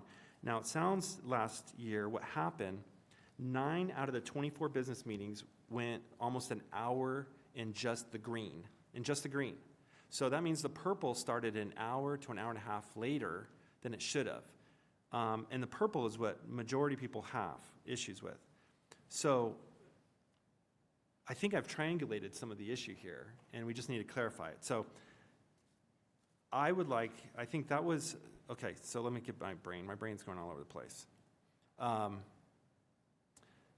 And if you don't get whatever you want to talk about with open mic night in green, and there's still more people that want to talk, we will stay here all night and we'll move into the second public hearing, no limitation. And we are not changing, and let me ask this question, I want to make sure we're crystal clear on this. We are not changing the time limit individuals have to speak. So they still have 3 plus 5, so 8. Yeah, that is correct. So the individual speaker time limits In on the green. first green is 3 minutes, same as it is now, and the individual time limit on the second green, regular public comment period, is 5 minutes. So really, nothing we're doing here tonight is affecting the individual time limits, and if I may, really nothing we're doing here is affecting the second regular public comment period at all, except if there is a rare exception where if you do decide to impose a time limit, whatever it is, and we go over that time limit, those few folks who aren't able to speak at that first green period will just be invited to speak at the second regular public comment period, and they'll get 5 minutes there. But yes, Automatically. so Okay. you're correct. 3 minutes or 5 minutes, and if they speak at both, it's 8 minutes. Okay, and let's just say there's a hot topic that's not on the agenda. Let's just go through. I'm going to mentally go through some of this. I just want to understand it. So there is a hot topic that's not on the agenda, and I don't know what it could be. You name it. Broadway tunes. Broadway tunes, perfect. Everyone wants to come here and do a Broadway tune, and we got 20 people. The mayor has, or anybody actually has, well, the mayor has the right to request the suspension of the rules, which then could remove the 30 minutes, and we can just continue talking about Broadway tunes. Yes, if under we the feel- proposed rules, yes. Which is not any different than when we remove the 11:30 PM night limit. We just suspend the rules and Correct. vote on it. That's correct. Okay, so there is still flexibility within these rules. It's just creating a better, more efficient and structured process. Okay, Yeah, correct. the biggest thing for me was equity for the purple. That's the biggest thing for me out of here is that Arvada public hearings and business need to be priority, and our citizens who are affected by the purple, the public hearings, must be heard at a decent time. And when we publish 6:30 as our public hearings, and we don't do them till 7:30 or 8 or 9, that's where I think I have the struggle. So I appreciate staff looking at the green, which is open mic night, to talk about whatever they want within the first 30 minutes, and I think this is a good plan forward. I don't think I need anything right now, but I'll heed to the next person who wants to ask any questions. Mayor Pro Tim Mormon, you are next. Thank you, Mayor. I am going to get into the weeds off the topic of public comment on our bylaws because I have read them numerous times. And so I'm going to go to B758 and have, this one states that during a public hearing, if I have this correct, questions and discussion from council can only be directed to team members. Our practice has been, up to this point, we also can ask the applicant questions during that time period. So I want clarification on why we have not changed that. Can we change that, or am I missing something? Thank you, Mr. Mormon. I would have to go back and check my notes on this, but my recollection is there was some discussion on this, and council asked that these steps all be set forth very separately. And my recollection is that the language that I used here was suggested by council because there was some confusion around how the process, once we got through comment at public hearing, what the process was like. And certainly if that language does not comport, you know, if you want to question anyone, we can certainly change that language. I would have to double check to see if that language was pulled over from the existing rules or not. I don't remember right off the top. Well, I would like to see that changed to more accurately reflect our practice, and I think it's important that we have the ability to ask questions of the applicant as well as our team. And the public, that's correct. Thank you, Councilmember Pfeiffer. And then on, I think it's 163, there's the section about adopting Bob's Rules of Order and I just want to make sure I understand the change on the friendly amendment. Can you explain to me what this change is about regarding the friendly amendment in 163? Please. Yes. So there was, again, there was discussion at the study session, and so my recollection is both 163 and 164 were directly a result of that discussion. And so we went back and looked at the tape of that meeting, and so we used the language that was suggested at that council meeting. And so Rule 6.1 of Bob's Rules, and I'm just reading right out of the 163, it's hereby amended in its entirety to read as follows. A friendly amendment is authorized only for a debatable motion. I think that language is right out of Bob's Rules. And then what we said was, notwithstanding any other provision of Bob's Rules, if a council member moves to amend a motion, the presiding officer will call for a vote on the amendment, and members will vote on the amendment. And then the presiding officer will then call for a vote on the underlying motion, as it may or may not be amended, and then you vote on that underlying motion. And the reason for that suggestion was, again, council indicated there was some confusion once you had a motion, and then you went to amend it, and whether it was friendly or not, and then things got confused after that. And so the direction that we got was to ensure that you would vote essentially on every single amendment, so that you could keep a clear record and you'd have a clear track of what you had done. Yes. So that was 163. Yes, thank you. That is the intention, and I just wanted to make sure that that's what is now in there, if I'm understanding that. So just to be 100% clear, our practice on this council up to this point has been that you can offer a friendly amendment, and the council member who has made the motion would accept or decline that a friendly amendment and have that ability to do so. We are changing that here now, correct? And saying that when an amendment, friendly or not, is offered, the whole body then has to vote on that amendment. Am I understanding that correctly? So Rule 6.1 only deals with so-called friendly amendments. Right. But yes, to that extent, then once you make an amendment, a friendly amendment, then, and you can only make those in certain circumstances under Bob's Rules, which I think is very similar to Robert's Rules in that area. But once you make that, then instead of going back and forth on is it a friendly amendment or not, and then moving right on to the underlying motion, you vote on each amendment separately. So the council member, I'm sorry to belabor this, I just want to make sure I have this correct, that the council member who makes the motion no longer has the ability to accept a friendly amendment. Am I understanding that correctly? Would you repeat that?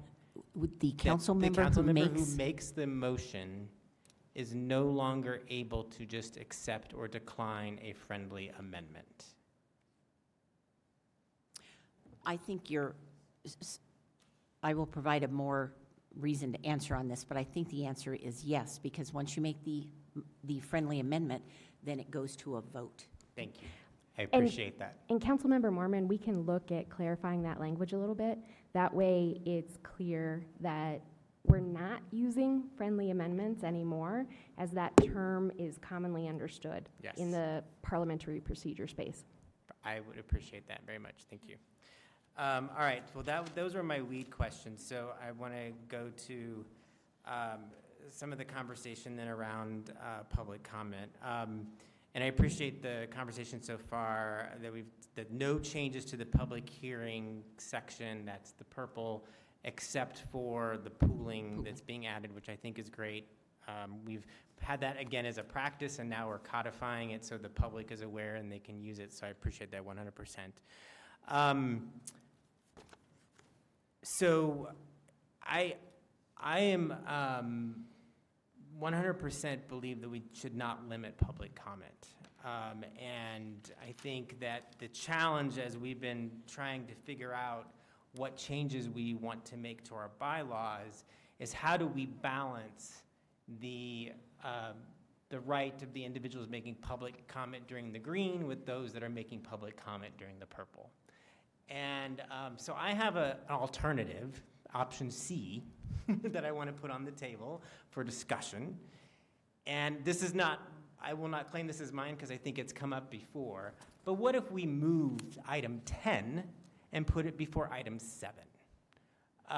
Whereas what we are doing is saying that we have an agenda for this evening, we are prioritizing that agenda, and so that those individuals that are the public, that are doing business with the city, are coming for that agenda, get priority, and that they would get to have that addressed first, and then we would get to general public comment, and we would have no limit on that general public comment. So that is my thought of putting out as a proposal for a discussion.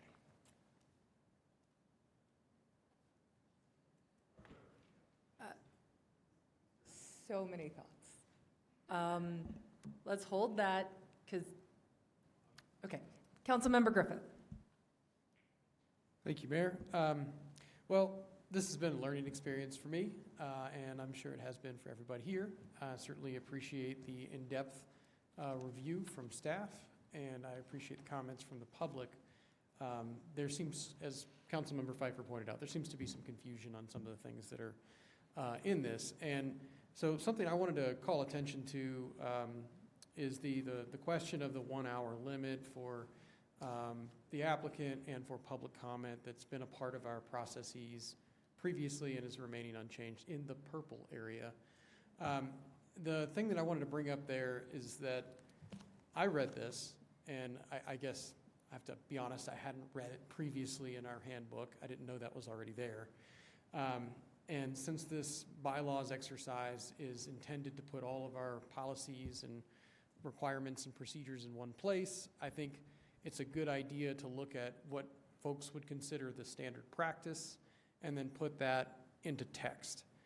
And for me, I thought this was new because I, on this body or in previous bodies, had never limited public comment in a public hearing to an hour. It's just not something that I remember ever doing on a planning commission meeting or seeing on a city council meeting.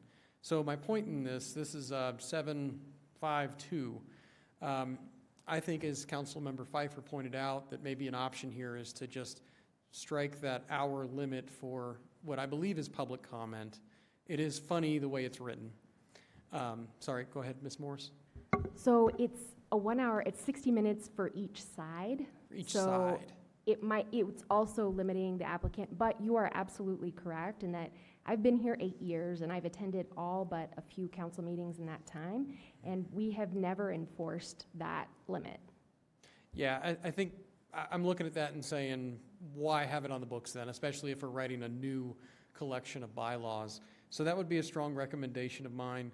I'd like to speak for a second on 632 and 755, specifically regarding the residential potential requirements. We talked about that as one of the items that we have a multiple choice option here.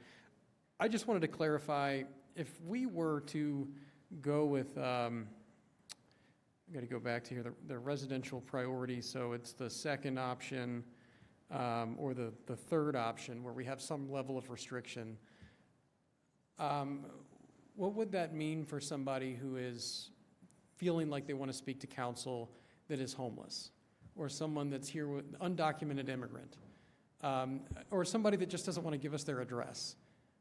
I think there's a number of things from an enforceability standpoint that I am concerned would make this difficult to actually see through.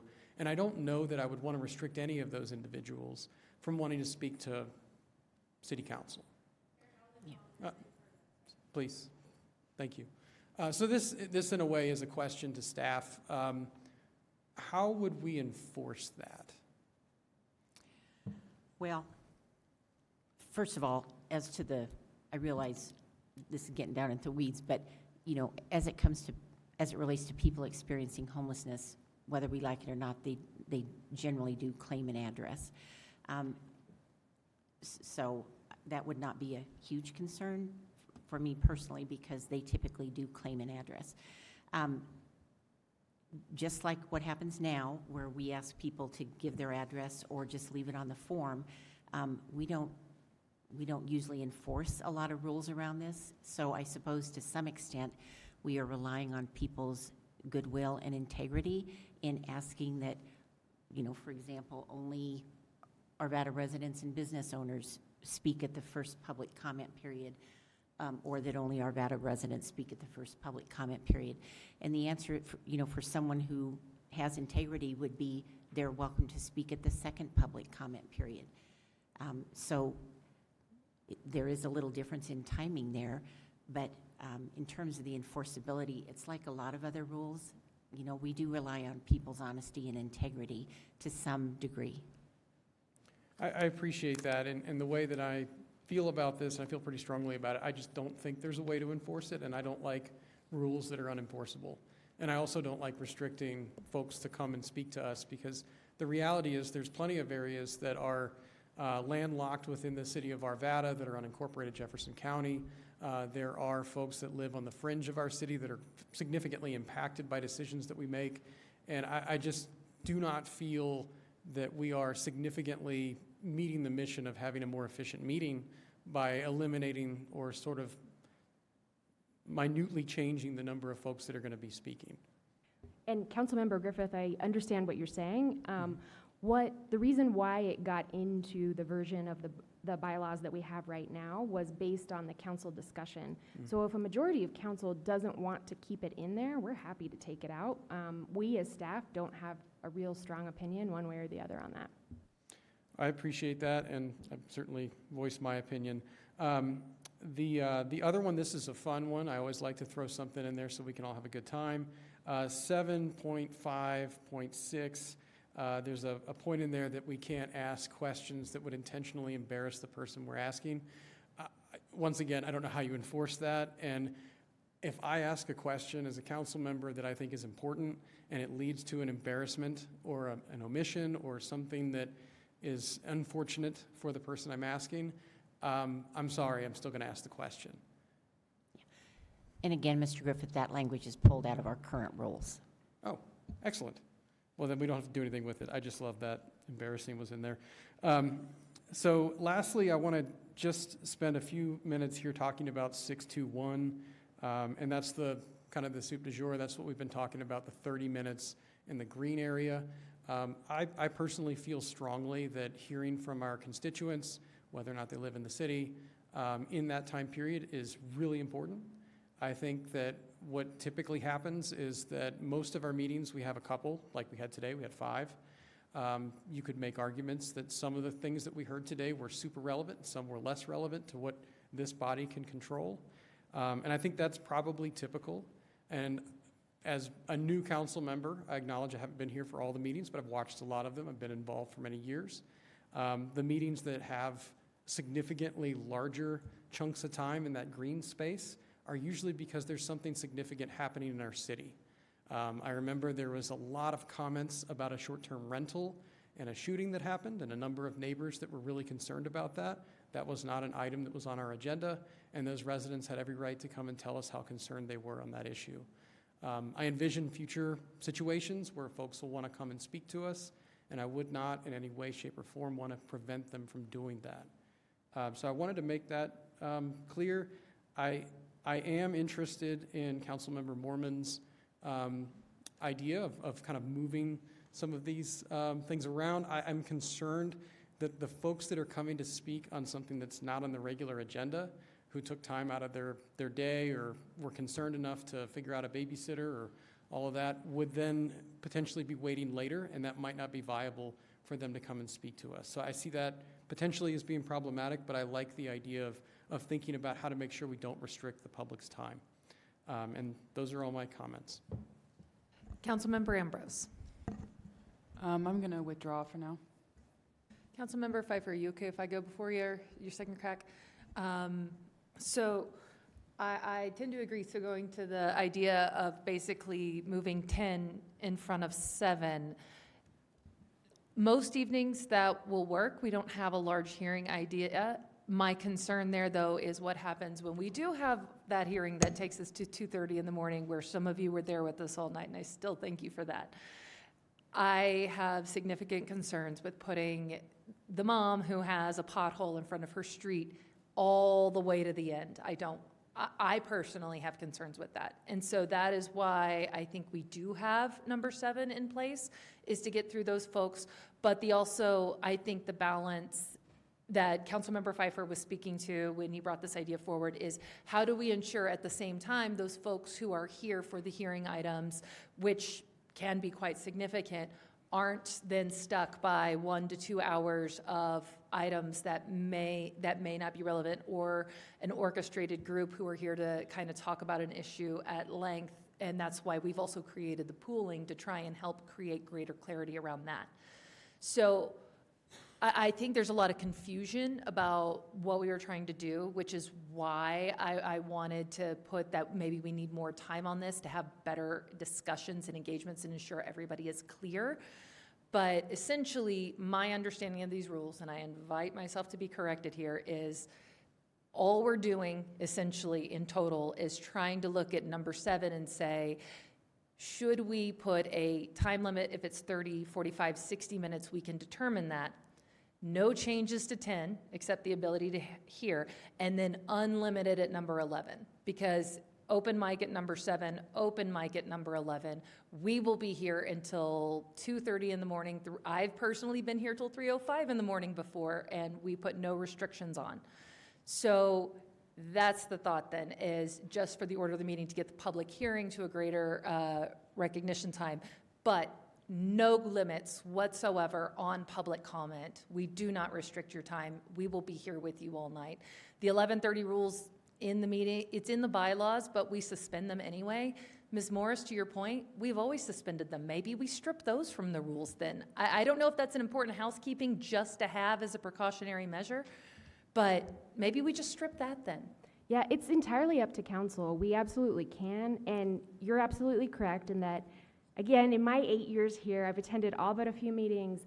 We have never not suspended that 11:30 rule when we needed to go past it. So I would be completely okay with that. I really don't have a preference one way or the other. I'm happy to lead you through the procedure either way. Yeah. I have a question about that. Sure, go ahead. Thank you for yielding. I understood that was in the charter, that we could not change that. Yeah. No, the 11:30 end date is not, unless Ms. Stenson corrects me.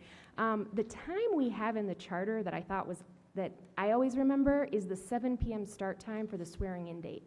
So that is in the charter, but the 11:30 p.m. is not. If it was in the charter, we would not be able to suspend it. And we would have to. Isn't the 6 p.m. start time, where does that live? I don't know that 6 p.m. start time is in the charter either. I think that is just in our rules of procedure. Okay. Excellent. All right. And then a couple of other housekeeping items, because it was brought up tonight. So can we just walk through quickly the process so the public, we have it for the record, anybody watching at home can understand and follow this? When do we notice what is on the agenda of the meeting for discussion and publish the materials for the public to review? We publish it the Friday before, typically in the morning. Correct. At 5? Okay, so it's always posted on our website by Friday at 5 p.m. According to Colorado state law, we're required to post it 24 hours in advance of our meetings. So we post it well before that, starting at that Friday at 5 p.m. So individuals from the public can go to our website Friday, 5 p.m. and later for certain. A lot of times we have it posted prior to that. But it's, they can have over the weekend, Monday, and then Tuesday up through 6 p.m. to be able to review the materials that are contained in that packet. Okay, great. And for any meeting we've had, whether it's a meeting like this one or a workshop or a study session, all of that content is available online, correct? That is correct. So for instance, the study session on these council rules that's available online. So I can double check that, but the city clerk is telling me it is available online. So I know we do record it. So that's available. The public can go watch it as many times as you would like before our next meeting. Yep. So it's on YouTube, everybody. We have a YouTube channel, and it is all on YouTube, and you can watch it. It is there. So, but I do want to make sure we are giving the public ample time for some of these bigger discussions. So, but yeah, essentially, that's the conversation at hand. Do we allow unlimited at the beginning of the meeting? Do we allow somewhat balanced with number 7 having a time limit that we set that we can suspend if we choose, unlimited public hearings, unlimited at second comment open mic, so the public will be here all night with you? Or do we, with the second notice, do we do public hearings first, then one unlimited public comment where everything's all together, I think, or as is? Correct. We're kind of looking at all of those different options. I wanted to frame it in a way that I hope is a little bit more clear, just to give the public the bottom line here.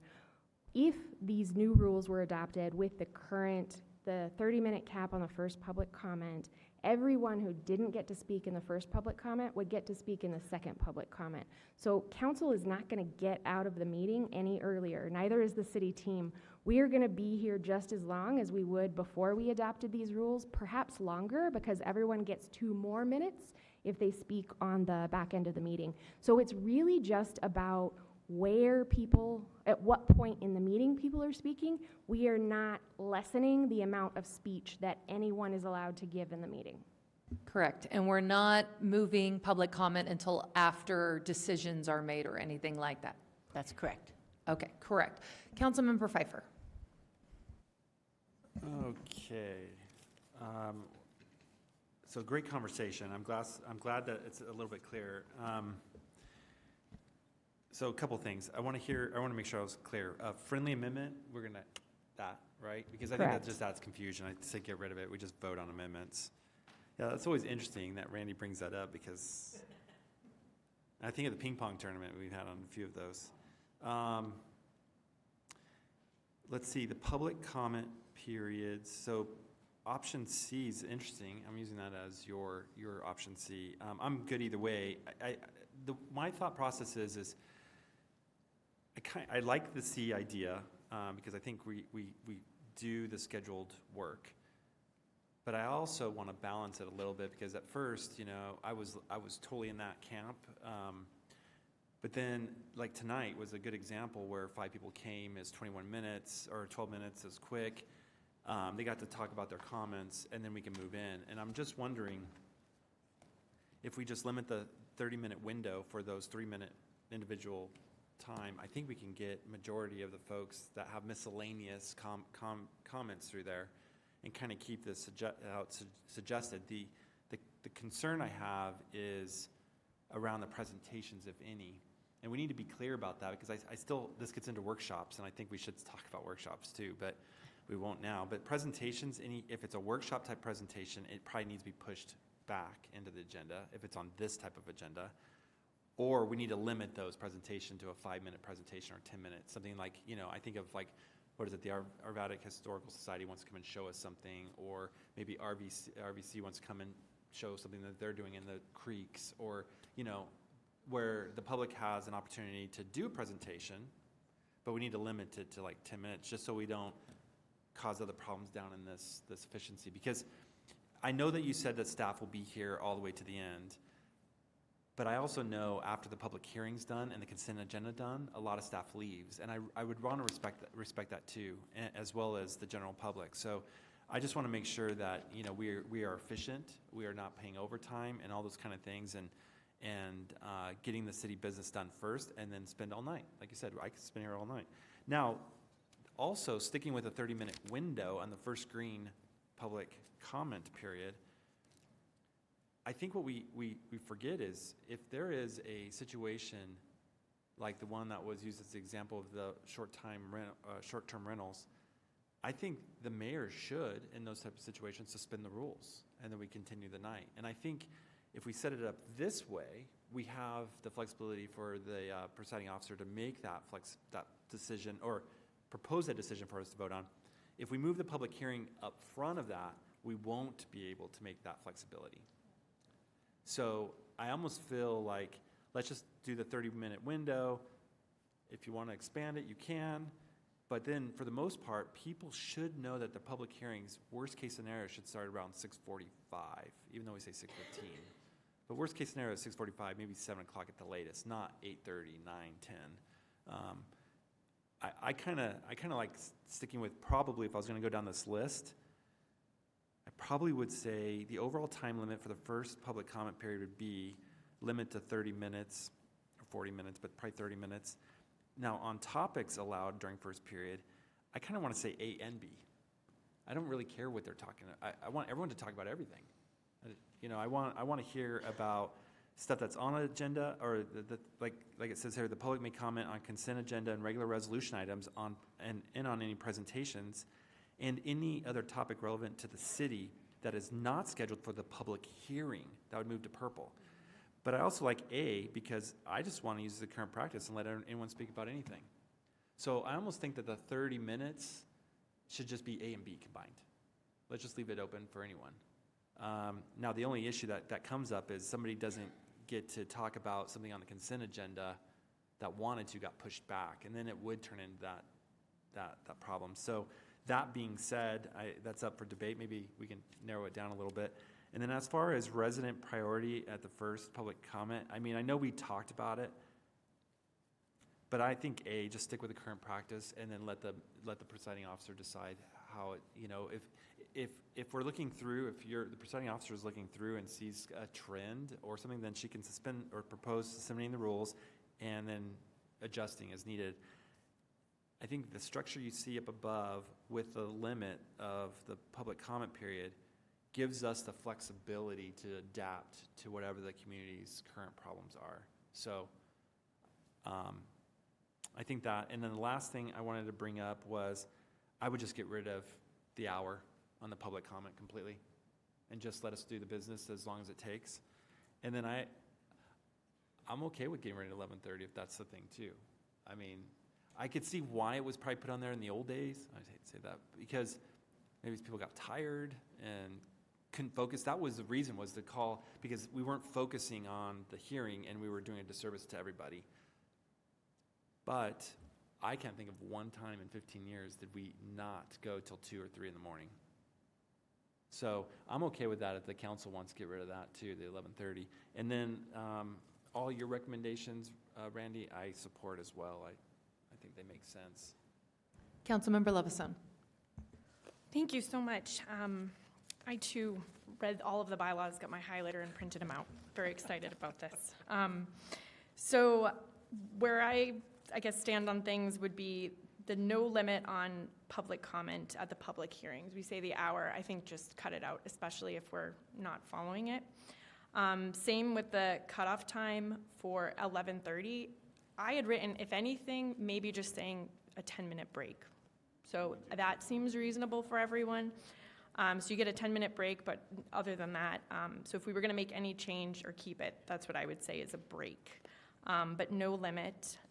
Another thing I noticed was in BA 6.1 generally, I would just like to see some of the language changed a little bit. I believe public comment should come ahead of administrative efficiency.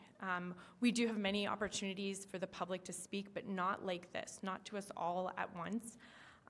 So honoring that and maybe phrasing that just elaborates more on that. And I'm hearing the goal is to conduct meetings in a manner that respects the time of all attendees. But the thing is, we don't all have the same time restraints. So I think if we're trying to change things to make things better for certain people, well, it's not going to be better for everyone. So maybe not making those at all. Again, because not everyone has the same needs for time. And I see it as if someone makes the time to come and speak, you get the opportunity to speak. And to the best of our ability, we're setting some kind of an expectation on when you're going to speak. And then maybe it's something we add on our website, just that, sometimes these go longer. So we're also setting that expectation that, we're saying you can come and speak at 7. If you're coming, for example, for the public hearings, number 10, sometimes that's not going to be exactly when it's set at the agenda. So those would be where I would like to see changes, is around the communicating the expectations, but then honoring again that not everyone has the same time restraints. Councilmember Ambrose. Thank you, Mayor. I just wanted to say that I pretty much concur with Councilmember Pfeiffer in the things that you've proposed, and your reasonings behind it. I think that the way the meeting structure is designed, I think it's really important for us to hear from the public about things before we make the decisions. And, having the right prioritization, as well as having the flexibility if something important happens in the community, that the community has the opportunity to come and tell us about it, even if it's not on the agenda. That they don't have to wait till after the public hearing to come and tell us about the short-term rental shooting. There was a fire in Old Town, the wind events. There's just times that it's not on our agenda, and I want to hear from the community. So I think keeping the, as we're calling it, the green, purple, green, but making sure that the people who are here for the public hearings are seen to in an appropriate way, balances it better. So I just wanted to say that's where I am.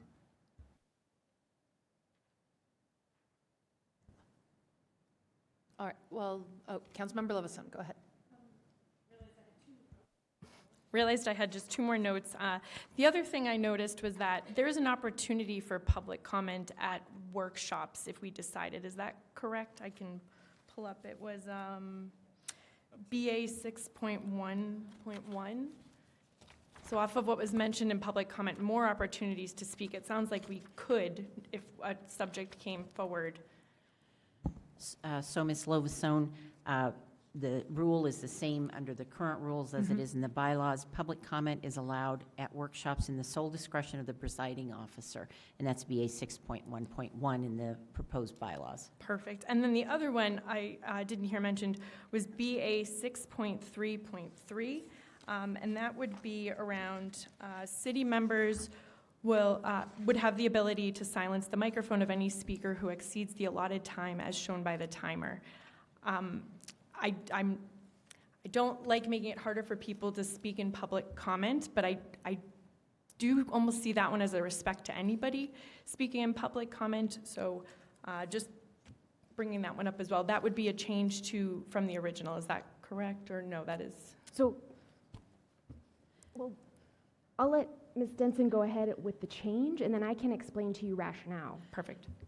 My recollection around cutting the microphone, I think that was a suggestion at the study session, as being as respectful as you can to someone who is violating the time limits that are shown on the screen.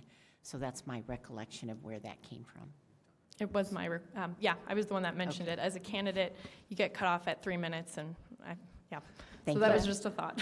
If I may, we're not doing like 3 minutes and the mic goes off. Correct. This is for somebody who refuses to Correct. yield the mic Correct. after the respectful requests have been made multiple times. Right, and it really, really helps us as a city team and as a council to ensure that everyone is heard, and so one person doesn't take too much time up. Having the mic cut off is a way to help everyone take a pause, think about what we're going to do next, and proceed forward from there. So I like the ability to do that. That being said, if council does not want to do that and you want to handle people who stay at the podium and refuse to leave in a different way, we're happy to write that in. But just to quickly add, since we're piggybacking on that one, I approve, we've only had to do it once in my 2 years up here, and I don't believe I ever saw Mark Williams have to do it in my 4 years under him. I don't, maybe. He did. He did? It happened, I think, at my very first meeting as the city So it attorney. was right before I got here. It was very memorable for me. So twice in 7 years is what we're saying here. It's Well, and- not common. Well, and I think it's a little bit more, just my time, I know a couple times where unfortunately, the police had to intervene. And I think turning off the mic is a probably more subtle way than Correct. seeing police officers escort somebody out. So Yeah. I just That is think correct. it's, No, it's a calming. I agree. I actually saying I support it. It's not commonly used, and I like the way we currently do it, where it's like, I respectfully say, hey, come on, wrap it up. You get 10 seconds, be cognizant, and 99.999% of folks are thoughtful people who do exactly that. So, yes. All right, so Councilmember Davis. Yes, thank you, Mayor. So I was looking at 6.1.5 or 6.5.1, where we're talking about adjournment, and it refers to 2.11 adjournment. And I thought it was interesting, if a scheduled item is interrupted by the adjournment, that and subsequent agenda items will be continued to the next regularly scheduled business meeting or other future meeting as determined by the manager. Has that ever happened? Or do we just continue with the meeting until it ends in a specific topic in general?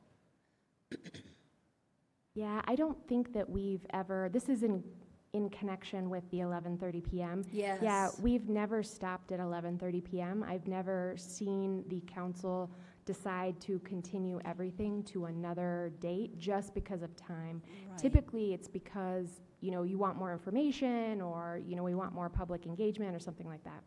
Okay, thank you. So I'm just wondering if we might want to modify section 2.11. It talks about a late meeting, and any meeting that has not been adjourned by 11 p.m. local time will be conducted as follows, and then it goes on to an agenda item under consideration at 11:30 p.m. local time must be continued until the next regular business meeting, and we're really suspending all of that, right? That's certainly what's been suggested by certain members of council, that we take out that 11:30 p.m. end time. Right. So I would just bring that to council's attention, that 2.11 might be a little outdated. And I do know that it's referred to quite a bit, so maybe, that's kind of a headache for search and find and replace, but we might want to consider that. Thank you very much. So I agree with my colleagues. I still believe we probably need more time just to get all this buttoned up. A couple of other quick thoughts to the Robert's Rules versus Bob's Rules. So we already use Bob's Rules, and this is the book that we actually read, that you give us. So this is a cleanup item. Robert's Rules this hasn't been updated in over 30 years. This is an outdated procedural thing that's in there. We already operate under Bob's Rules. Generally, yes. So the reason why it's called Bob's Rules is that it's written by a man named Bob Widener. He was the city attorney for the city of Arvada at one point in time. So the rules in our rules of procedure are very similar to what's in Bob's Rules of Order for that reason. And just to speak to the expertise, Bob has been a city attorney and practiced in the area of municipal law for many, many, many years, represented many, many cities, and really wanted to simplify the processes so that the average person can really understand how our meetings are run. The other thing that's really nice about Bob's Rules is we always talk about this in local government. We want to have something that's uniquely us. And that's something that Bob's Rules also gives us. It is made for Colorado municipalities. It takes into account, it's not for all types of businesses, nonprofits, private entities. It is for municipal governments. And it takes into account all those special rules we have on quasi-judicial and all those kinds of things. So it is a nice tool, and it does make our meeting procedure more accessible to the public. And when Colorado Municipal League recommends to cities on a rules decorum, which one do they recommend, Rob's or Bob's? They recommend Bob's. That's right. So thank you very much. To the format to this sheet, if we were giving thoughts tonight, and I reiterate again, I think we need more time on this, but if we were looking at this, my thoughts is on that first one, option B, but I would be in favor of 60 minutes, not 30. I err on more time for those nights when we just happen to have a few more people. It doesn't force us to go to 60 minutes. It creates that option without me having to suspend the rules then. So I would like to be able to create that. In terms of what Councilmember Pfeiffer said, topics allowed on the first regular public comment period, option A and B, combining them, I agree. I think it should be open mic, anything you want. I had one thought while Councilmember Pfeiffer was talking, though, when he said he would be concerned if somebody who was here about an item on the consent agenda getting bumped because, say, we had a bunch of people talking about Broadway shows that night, which I would very much enjoy. I'm a big Broadway fan, everybody. But my thought then is we could potentially remedy this with the speaker's form. So we could add a question very easily to the speaker's form. Is your item on the consent agenda or resolutions? Yes, no. And if they circle yes, we could put them at top of the pile so that they get to go first. Say there's 5 of those folks, they're done after 20 minutes. Then all the Broadway people can come up and speak for another 40 minutes on Cats and Rent and Wicked. So I really like Broadway, you guys. So that's sort of my thought about that. And then resident priority on the first public comment period. I gotta agree with the folks in the audience tonight. I'm not comfortable doing a residency restriction. We do have a lot of unincorporated Jefferson County. We have people who live just on the other side of the border. We have folks who are business owners. I know this has been a back and forth item we've discussed a lot. I err on the side of letting everyone go in sort of the order in which they come, with maybe that other one tweak, but otherwise not restricting, although I do appreciate the sentiment of trying to place our residents first. So those are my thoughts on this. Councilmember Pfeiffer. So I was trying to move a needle a little bit. I possibly think maybe we're not ready tonight, maybe go back and redline again. Okay. But I think we're still not quite there. This is turning into a workshop. So, so I think we need to narrow it down, Mayor. And I think we need a workshop. We can do a workshop, but we just did one, so right now.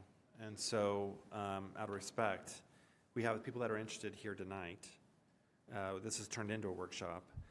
I almost feel like we should go down one of these and then get a consensus. Can we do a consensus on this, or how can we do this? Sure, that's how we had set it up for tonight, because what I didn't want you to have to do is to make a motion that I want to approve these rules with option 1, option B, and some other option. There's there's a lot of different combinations, and so I didn't want you to have to go through that process. The idea was that you would vote on each of the controversial issues by itself, so that you could tell where the majority of council was on each item, instead of having to make one vote for all of the bylaws. Does that make sense? Could we do like we do in a workshop, general direction then on our thoughts on each of those items, and then postpone indefinitely? That's the term you were looking for, my friend. We can do that. Mayor Simpson, if we do that, then we'll essentially be back where we are tonight at the next meeting, where we don't have I'll provide you with a draft, but we'll go through the exact same thing. No, and I appreciate, apologies, please finish. So we have provided motions on specific items, and you can certainly add additional motions or provide direction with regard to some of the other comments, such as the one that Mr. Pfeiffer made. But that would allow us to come back with a very clear draft on what your direction is. And then it'd be more likely that you'd be looking at more or less an up and down vote on the proposed rules. And rather than, if I may, rather than postpone this indefinitely, you may want to, which will kill it, which creates its own issues, you may want to just postpone it to a date certain. So you may want to postpone it to March 3rd. That's a month away. It'll give everybody a chance to look at the new draft, and then you'll have a very clean draft in front of you once we get direction on all these topics that we've talked about tonight. Okay. Can I Go ahead, I was gonna Councilmember Fitch. finish, propose an idea, because you're right, I don't think we can make a motion on the resolution as a whole. But what I would like to propose is let's go through each of these items and do a vote on these items. That will give a direction to the staff to come back, just like Nora said. Correct. To give us something that we will do a solid up or down. And I think it'll give an opportunity for everyone here in the room to know a date certain that we're going to re-see this again. Because if we do this and we kick the can, like the complaint earlier was, we didn't know. And how if this pops back up again and they didn't know still? So, I mean, we got a captive audience right now that's very interested. And I think we should go through each of these options now, give enough direction, and then bring it back in the next business meeting or a month from now, the first or whatever, and then we do an up or down. Okay. Is that a good suggestion? Or? May we look at date certain then? March 3rd is not a great date idea, yeah. simply because we have a council member on his, in Hawaii. And I also want to create more time for public engagement. 30 days is generous, but it might behoove us to have a little bit more time to have substantive conversations. So maybe 60 days, 90 days? What do we think might be appropriate? I mean, the thing is I think we got a lot of clarity. If we want to push it out 90 days, we just got to keep continuing educating and educating and educating. And I think that's right. I think we're going to do that anyways, but we need to educate on what. And right That's now, fair. it's too nebulous for me to say the what, because we're like, is it 60 days or 60 minutes, 30 minutes, 45? Can you speak? Are you from Arvada? Are you not? Those need to settle down, I think, tonight, so that people have clarity. And then, fine. If we don't do it, when are you back? I'm just gone the first week in March. So maybe the third business meeting in March, or maybe the first business meeting in April. I don't March know. 24th, I believe, would be closest to that. Maybe April. April's better for you. April might be better. Okay. April 7th? Is that April 7th? No. Oh, we have another, never not mind, April 7th. Not April 7th. No, How not about the April meeting after April 7th? That way we don't disrupt anything before The April business 7th. meeting after April 7th. What about the 21st? April 21st sounds great. So, All right, 21st. Thoughts? Okay, so that's the first thing. Date certain. Okay. It's already been laid down. Did you get date certain? April 21st. She's going to make the motion. So are we good with April 21st as the date certain? I think April 21st is the date certain sounds like a great idea. Everyone knows. We don't Be want to back change here on anything before April 22nd, 7th. Or 21st, not 22nd. So are we allowed to announce what's on April 7th? Can we share that with the public? It's okay. I don't know for sure Okay. if Oh, it it's might going to move. be set, so that's my only Okay. concern. Then let's not. So I think Councilmember Rebecca over here. Councilmember Lovasone. I was wondering, I had also read Bob's Rules of Order and looked at it a bit, and I kind of wanted to put him to work a little bit. So I was wondering, to make a motion to go through the 3 steps, like to do that, could we do that, take those votes, and then would we propose an amendment to some of these additional things we discussed? Just wondering if we wanted to put some answers on the table tonight. Yeah, you could absolutely do that as a method of giving us direction. So there are motions that are in the packet, so you can utilize one of those if you'd like to do so. But if there's something that's not in the packet that you'd like to vote on, you would just start it out by I move and then include what you're wanting to change in the bylaws, and then that's how you do it. All right. This will not be perfect, but so I move that, let's see. I move that R26-009, a resolution repealing the current city council rules of procedures is this the end one? Should I be doing the ones That's before the this? end one. Okay. Yeah, so I would just move on the individual issues. Okay. So like, for instance, I think I've already made the count on the cap at the first green public comment, but if you wanted to just kind of do that informal motion and see how everyone votes on that, we can see how that turns out.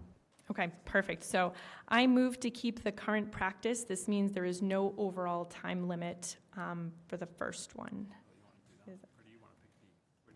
I fall under A. She wants to do A.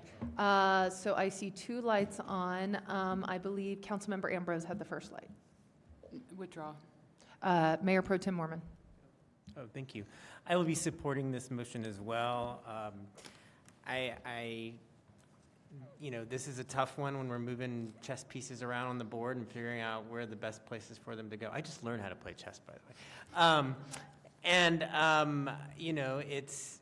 It's tough again to find that balance that we're trying to achieve, and so I again do not think it's a good idea to put a limit on even the first public time period, because of a lot of reasons with people that are coming to speak at that time and then being booted out to a later time. So I will be supporting the motion and would prefer the option C that I had mentioned before, to try to address prioritizing our agenda items first. And so that's why I'll be supporting this motion. Okay. Councilmember Griffith, you were next. Thank you, Mayor. Simply, I will be supporting Councilmember Levison's motion. Thank you. Councilmember Pfeiffer. I will not be supporting the current practice because the same argument that Councilmember Mormon has, is for those that are coming for public hearings, which have direct impact, and is not equitable for those that have, impacts to their properties. The time limit allows us to conduct public hearings, which are legally required proceedings, in a timely and focused manner. And when we push this out, we are not doing that. Those hearings involve due process, property rights, statutory obligations. And when we're running late, it increases risk of fatigue, reduced clarity, and diminishes the decision-making qualities for the public, staff, applicants, and council alike. And because of that, I think we are putting the most important work we do out for hours. And in fact, the last 24 of them, like I said, 9 of them averaged over an hour long, of which has gone as long as 80, with 25 people talking about things not on the agenda. And because of that reason, I will not be supporting it, because I believe the work of the people for the city of Arvada are priority, and or should have an equitable opportunity to be heard at a decent hour of evening. Councilmember Davis. Yes, thank you. I will be supporting Councilmember Levison's motion, and mostly because in option B, it's noted that the current average is 31.2 minutes. So I'm feeling like if that's the current average, we're really not pushing out the public hearings all that much, and we are getting the business of the city done in a timely manner. And I think that also, with what Mayor Simpson asked about option B and topics allowed for the first regular public comment period, is asking the question of the speakers. To which item would they like to speak? And if they wanted to speak to the consent agenda or the public hearing, that would so be noted. And so the mayor can arrange the different speakers. So I will be supporting Ms. Levison. Councilmember Ambrose. Thank you, Mayor. I will be voting against this because I think what we're not considering is, we're considering what the current practices are and what is happening, but we're not considering what could happen, which is a lot of people from Denver coming in to speak for hours and hours about things that are irrelevant to Arvada. People basically hijacking the meeting away from its intent, without a whole lot of limits on it, except for the presiding officer to be like, I think everybody here's from Denver, and I don't think you should be speaking. So I think that having the limit on the first public comment period to just prioritize it so that if people have things that are relevant and we can see that, we get those. The public hearings happen on time for the families who are affected by the things that are in the public hearings, that we're pooling it. And then we have the second public comment, which I like because I like to hear what people think about the decisions that have been made. And I feel like that's the intent of the agenda, and that we are not taking into the possibility of how our meetings are getting hijacked by and ignoring our residents who are here for the public hearing items that is on the business of the agenda. And this is happening more and more at other councils and other city governments where people who, you know, want to use their First Amendment rights, please, want to hear it, but let's hear it after we have the business done, and still give, you know, the time for people to come and tell us things that are not on the agenda that are really important to our residents, but let's just put a little bit of containers and guardrails around it so that we can attend to the items in the business. So yeah, not shortening the meetings, not getting rid of public comments, but just rearranging the times in which the comments come so that we can make sure that we're attending to the business in a timely manner. Not exact time that gets posted, but as best as we can. And, you know, we're not going to be able to decide something to be a perfect system all the time, but I think that putting some guardrails around it really helps us provide better estimates to the public who is coming at different times. Whereas right now, we can't really, if we don't limit it all, we can't really promise a time or even an estimate to folks because we don't know when people are gonna.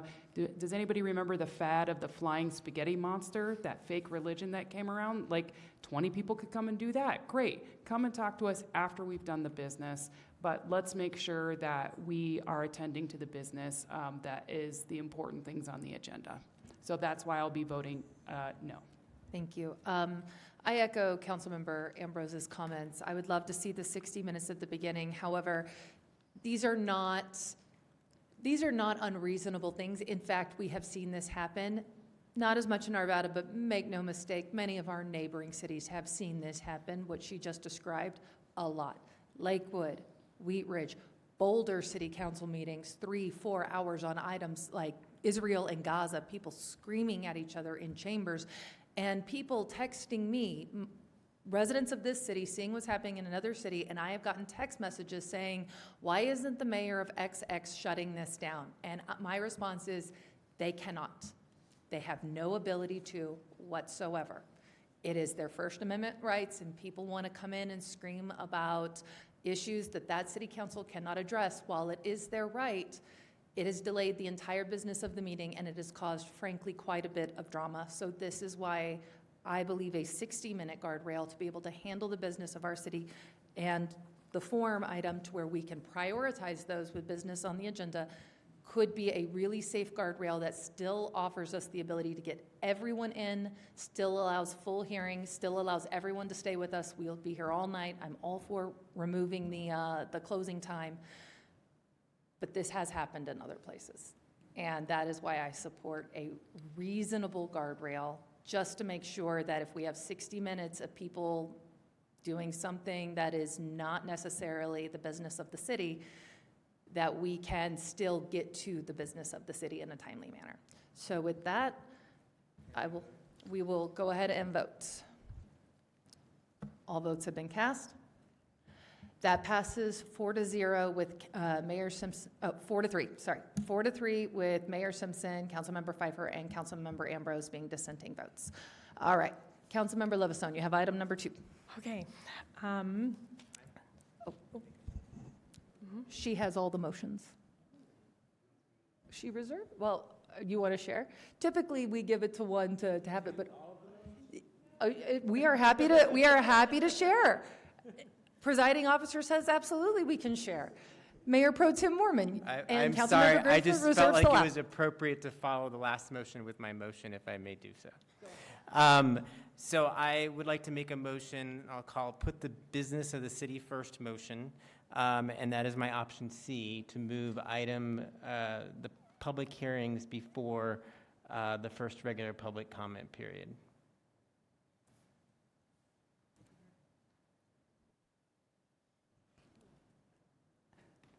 I see no lights to speak. I will say, full respect, Mayor Pro Tem Mormon, I will be voting against this one because for as much as I am concerned about the risk, I cannot in good conscience say a public hearing that could go 4, 5, 6 hours should come before somebody who wants to come, do a quick thing about a pothole, and get home. So I believe that we should still have the ability for quick business to be done at the beginning and then close. But so just having been a part of those 2 and 3 a.m.ers, I just can't fathom making somebody who wanted to come in with one of their quick items tonight and make them wait till that time in the morning. So I will be voting no on this measure.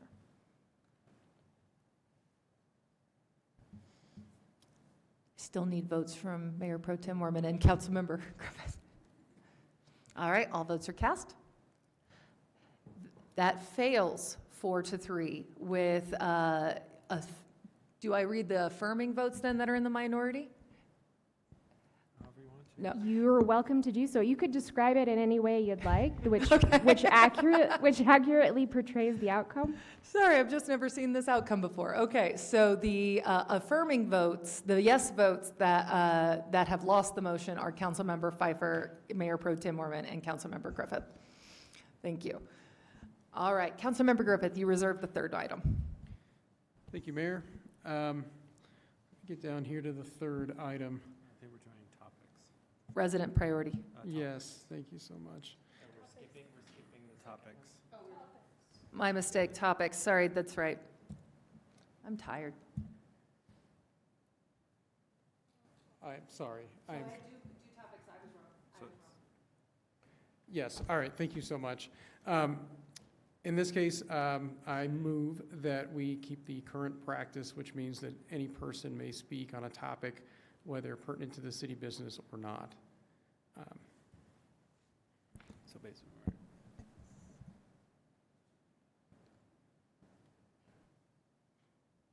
Councilmember Griffith, I need your vote.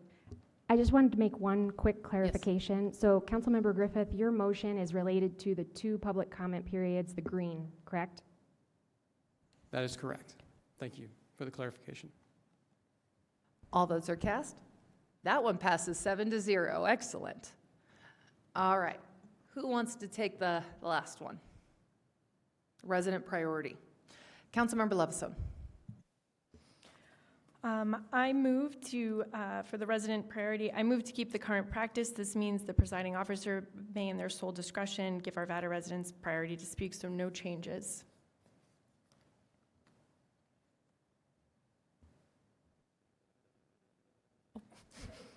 Everybody making a motion tonight is forgetting to vote. That passes 7-0. So essentially, no changes. Stays the same. We do have a few cleanup items in the. No. Yeah. Can we propose an amendment too with the, let's see, where it was taking off the limits? Could we do that at this time, or sure. How does that work? Here's what I would suggest on this Yes. in terms of giving the city staff direction that we could bring back another draft. If I'm correct, when I was listening to the discussion, I think everybody was on the same page about taking out the 60-minute limit. So let me ask it this way. Does anyone object to us taking out the 60-minute limit in the public hearings? Okay, so we'll do that. And then anything else, I think there were a couple other things that you seemed all to be on the same page. So the other one was council being able to ask questions of anyone at the public hearing. So no objections there. We will incorporate that. Friendly amendment, not allowed. Everyone's on the same page, I think, about that.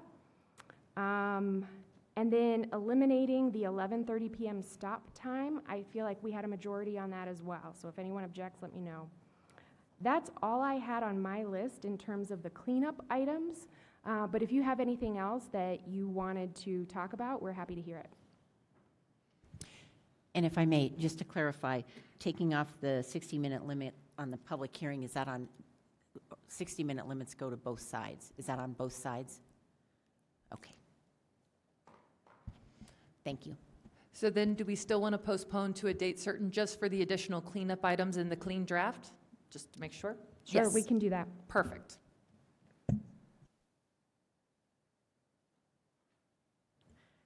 So I move that R26-009, a resolution repealing the current city council rules of procedures governing meetings and adopting city council bylaws, be adopted as amended in accordance with the revisions noted during tonight's city council discussion, be approved? No, or No. be postponed until April 21st. Is that how I would say? Thank you. Unless you feel that you're ready to vote on it tonight, but we're happy to do it either way. Okay, so I would say then during tonight's city council discussion, be postponed till April 21st, and then we can officially vote then. Okay.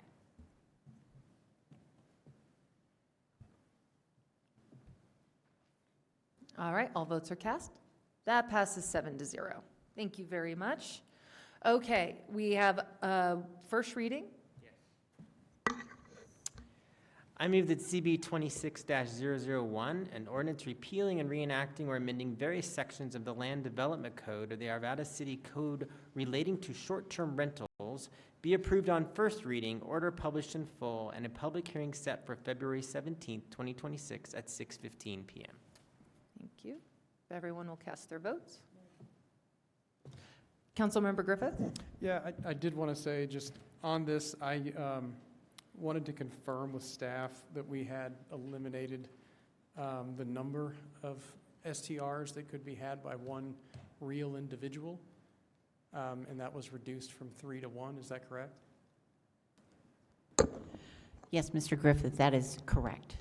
So currently you've got three, a licensee can operate 3 different STRs, and what we're doing now is saying that essentially an individual person can hold 1 STR license. Okay, and we are... And there will be what will be called a grandfather or legacy provision to ensure that those few people that currently have an multiple STR license would be able to maintain those. Okay, but based on the discussion that we had in the workshop, I don't feel that accurately reflects what I remember hearing, so just wanted to express I had some concerns over that. I don't think that necessarily reducing it to 3 is justified based on what we see. I did appreciate that we found a way to effectively enforce the concerns, the code enforcement and whatnot that is expressed by residents. But I don't think that the number of units is specifically a problem. If I recall the discussion from the study session, it was split, but the majority did have that we reduced to 1, but grandfathering in. Hey, so just a point of order here, this is just first reading, so Yes. these debates will happen on the date Agreed. that's on the motion. Yeah. Correct. This is Thank you. just first reading. Yeah, that's fine. I'm just making sure that staff understands I have a concern. Thank you. Okay, thank you. I still need your vote. Thank you. That passes 6-1 with Councilmember Griffith being a dissenting vote. All right, we have one other item this evening, and it is the motion to authorize retention of an outside investigator and/or outside counsel to pursue an investigation and administrative process under Arvada's Code of Ethics. Councilmember Davis. I will recuse myself of this. Thank you. We will do a quick vote to recuse Councilmember Davis. That passes 6-0. You are recused.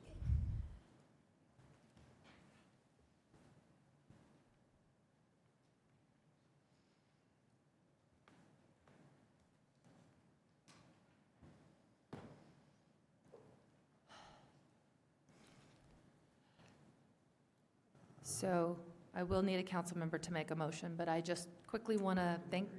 Yep.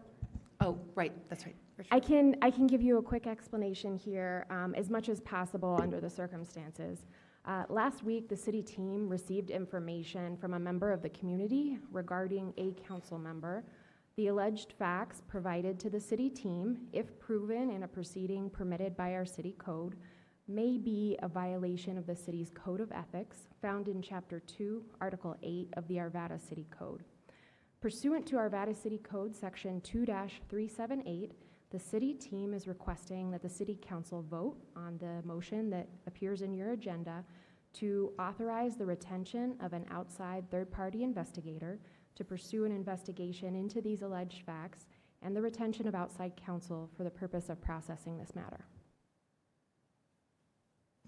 Thank you. Councilmember Pfeiffer? I'll make the motion if there's not any questions. No, I just quickly want to thank the city team for bringing this to our attention. The city council takes ethics and everything with the highest standards, and we take the allegations seriously, and we are committed to a thorough, impartial, and nonpartisan process on this investigation. So with that, Councilmember Pfeiffer, you have the motion. I'd like to make the motion for approval to authorize retention of outside investigator and/or outside counsel to pursue an investigation and administrative process under the Arvada Code of Ethics be approved. Thank you. All votes are cast. That passes 6-0. Okay. I will welcome do we need a motion to welcome Councilmember Davis back? No, she could just come back. All right, Councilmember Davis, you are welcome to come back at this time. Somebody maybe wants to let her know in the hallway. That would be great.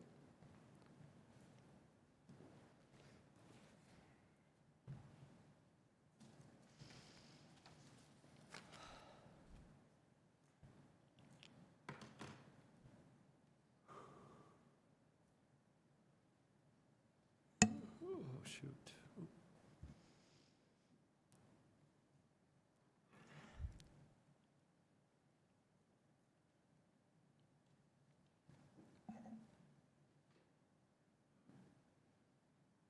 Welcome back. All right. We have no public hearings this evening, although it certainly feels like we've had one.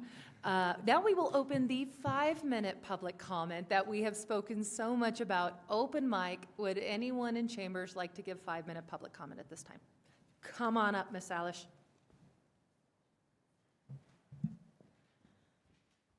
I appreciate all you guys' votes. Well, I'm Lily Alish. I appreciate all you guys' votes. And as you know, I do not envy any of you guys' positions at all. So thank you for what you do, all of you. And I appreciate you guys taking the time to think thoroughly on this. And I like seeing higher dissenting votes. It's like good that you guys are coming together, I think, to voice your opinions, especially after the council retreat. So thank you guys. I appreciate everything y'all do. Thank you. Would anybody else like to give? Mr. Rollick, come on up.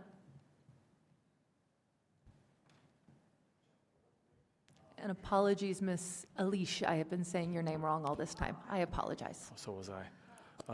Just want to bring something up. When we look at trip generation in general, I found this on the IT.org website written by an ITE engineer. I think it's really important when we look at complex situations. So the trip generation manual, this is again from an IT engineer, not me. Trip generation manual methodologies estimate future traffic volumes, not accurate calculations.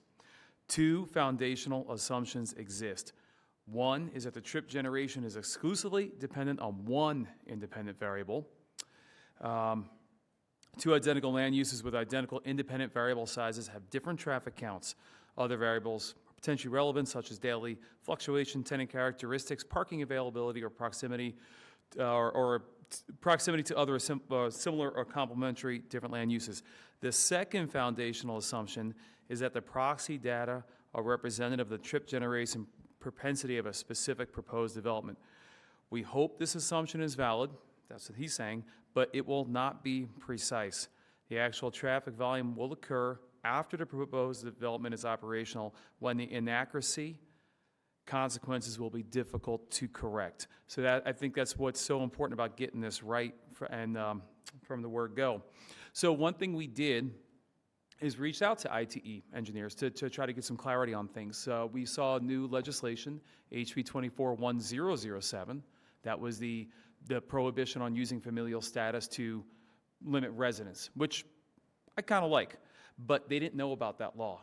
So that becomes another independent variable when we're looking at the ITE manual. They were not sure. So you could have a situation anywhere where you could have 2-bedroom homes with up to 4, because HUD will allow 4 or more. They were actually sued to let a family of 5 in a 2-bedroom, 2-bath situation. So they weren't sure about that. That becomes another independent variable. And also, they don't look at the number of bedrooms. So when we're looking at any kind of infill anywhere, we have to think about those limitations. Now we have two independent variables. Going further, this is a nice paper, Adjusting IT's Trip Generation Handbook for Urban Context. It says, the study examines the ways in which urban context affects vehicle trip generation rates across the 3 land uses. Intercept travel study, blah, blah, blah, blah, blah. I'm going to get into the important point. The Institute of Transportation Engineers Trip Generation Handbook began collecting data on vehicle trips in the 1960s and focused on single-use vehicle-oriented trip rates in suburban sites in the United States. Despite its widespread use, the ITE Trip Generation Handbook lacks the supporting information to apply these rates across a range of urban contexts. Today, there is national interest in building an evidentiary database that supports the estimation of trip generation for site-level analysis in transportation impacts for new developments located in urbanized areas that support multimodal transportation, such as infill locations, transit-oriented districts, or mixed-use developments. For locations that support greater non-automobile mode shares, ITE recommends local rates shall be established via data collection. So I think when we look at the ITE manual in general, it's just one piece of a whole. And I know it's a really boring topic, but maybe not for you. Okay, thanks so much. Thank you, Mr. Relic. Is there anyone else in chambers who would like to give public comment at this time? Welcome forward, sir.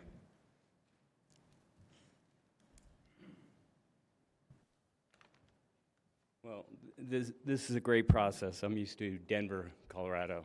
So a little background on me, and I think it's very important to understand, is I'm a 30-year spec home builder in Denver, Colorado. That usually entails making a large capital investment on a piece of property and building what I call a spec home. I don't have a customer for it yet, but we lay out maybe $300,000 on a piece of property, and we build a house. Well, that was very easy in 1996 when I first arrived. And I left from New Jersey because the building environment was nearly impossible. Hiring expediters to get building permits, extra fees, crippling the building industry on the East Coast. Soon after, about 2005, Denver started to get bureaucratically broken, I say, where a building permit took in excess of a year. The amount of lost opportunity cost on my capital investment is huge. I chose not to do business in the city and county of Denver any longer because of lost opportunity costs, shoring pier requirements that were just crazy. We were spending $100,000 just before we even put a shovel in the ground. So all of those costs ultimately getting rolled into the consumer was a huge concern of mine about 15 years ago, unfortunately. Right now, I am looking forward to retiring, and I've chose Arvada as the place to do so. Being able to build an attached ADU, accessory dwelling unit, and making it into a short-term rental was a big part of my decision-making with trying to build a house here.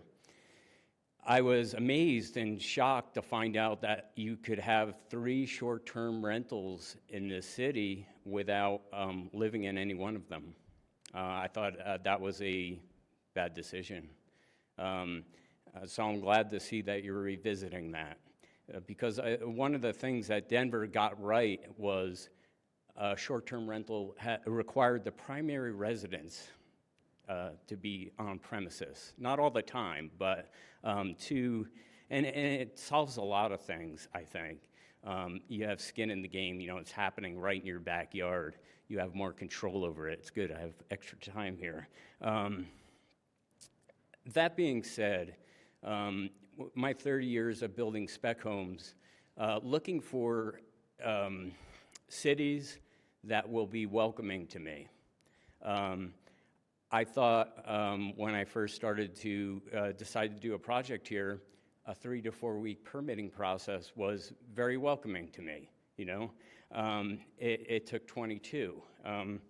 And after I had to make some changes to my house and go through the review process again, I was made aware of these ordinances that you guys passed, or I don't know if this body passed it, Ordinance 4793, Ordinance 4905, and basically it's very concerning to me, and I just learned this today. And it is, say if you build an ADU in the backyard of your house, the roof pitch has to match the existing house, which just seems to be a little bit moving into HOA and design committee for a city council to move into that area just doesn't seem right to me. Because there's some things in here, and I implore you to look up some of these ordinances. Color, they want to know what color I'm going to paint the addition on my house.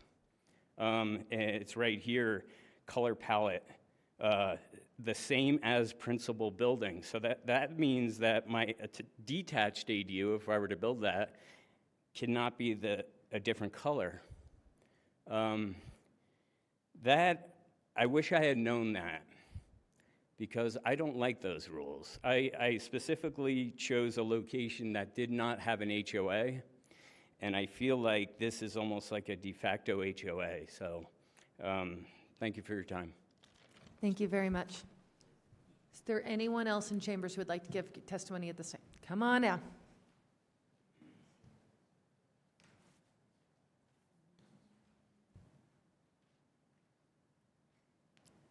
Hi, I'm Sarah. It's nice to see you guys again. It's so fun. I've learned a lot. Okay, I got 5 minutes, and I'm going to take less than that.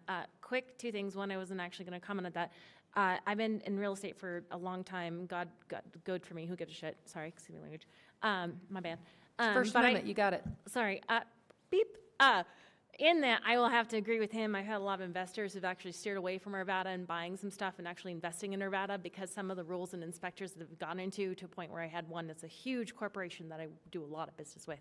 And they had something as simple, they could not get on the market for 6 months because the inspector didn't make time for them for a simple clip on the back of a stove. I'm asking you, do you have a clip on the back of your stove? Just simply as some of these ordinances, I'm not saying that they're not guidelines or something, I just, sometimes some of these are a little bit more hard pressed, and I get that we're a more litigious society. However, that's not actually why I came up. One, I wanted to thank you guys so much for your time. I agree with, well, she's gone, but God bless her. I don't envy any of you, and you guys are in a cruddy, look at that, non-beep situation. And you have hard decisions to make. One thing I did note in terms of notification, very bluntly, you guys kind of suck at it. Sorry, no offense. Your website is terrible. You guys don't even have automatic payments for your water and sewer. Come on, guys, we're 2026. Let's be real here. To the point of, also the other opinion is, you have huge social media presence. Like I actually got more transaction on some of your meetings that happened tonight because somebody else, and he's gone too, good God, that's fun, who I found out about it. And I got other people to show up because I made a social media presence, and I posted at 3:32 p.m. 3:32 p.m. And on your calendar of stuff, guess what? On your highlights of 3rd today, it doesn't show there's a meeting here. It just says council. And then you have to open and then go to something else. What about the residents who don't do social media or do digital or have access to internet? I'm glad you guys have a website, but you guys can't even do recurring payments on an automatic payment schedule, and you're expecting your constituents to actually be present for something without actual notification. And I know that's a hard question, right? But fair enough, and I really appreciate, and I really love the fact, and this is one of my favorite bylines I've ever learned in my, who knows, my many dumb years, of let's not react, let's respond. And I love that you guys actually chose to table this, even outside of your staff members sometimes telling you not to do it. Table it and take a thought. My question is, what is the harm in giving extra minutes, extra days or a month to give consideration? Just because you don't make a decision today doesn't mean you can't make a decision. You don't have to keep stalling it. But I actually like the fact that you guys have a cutoff of 11 p.m. I'm exhausted. I haven't had dinner. I rushed over here after I dropped off my kids. I was like, shoot, I have to go. So, like, this is something, those things, you guys look as exhausted as I do. This is also might be something like, hey, guess what? I want to make a informed decision, not a knee-jerk reaction. And so I don't actually disagree with the timeline. Excuse me, please don't take this offensively. I think you're dumb for staying here at 2:30 in the morning. You all, the last time I was at 2:30 in the morning was you're drinking and doing something silly. So, like, make an informed response, not a reactive, not because you're unwilling to solve it. Don't make it tired. When was the last decision you ever made that you made it well when you were sleepy or tired? Genuinely. You're dealing with people and big decisions that affect a lot of livelihoods. So it's not because you're unwilling to listen. And I implore you, I actually think it's a good idea. It's not because you're unwilling to listen. Don't react, respond. So thank you for your time and thank you for listening. I'm gonna go eat. Thank you very much. Come back sometime. All right. Come on down.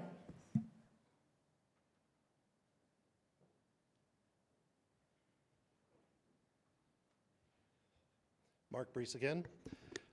First off, I agree. Fix the water. I'd like to be able to do that online. It's really a big nuisance there. It's ridiculous. I just want to bring all your attention to the upcoming meeting on the 3rd, where there's going to be a discussion on the Welby development. I'm a member of the HOA that lives next to there. We understand the conditional use test and all 6 points of the conditional use test. We understand the comp plan and the LDC, and we understand your obligations in terms of what you are permitted to do and what you're not allowed to do.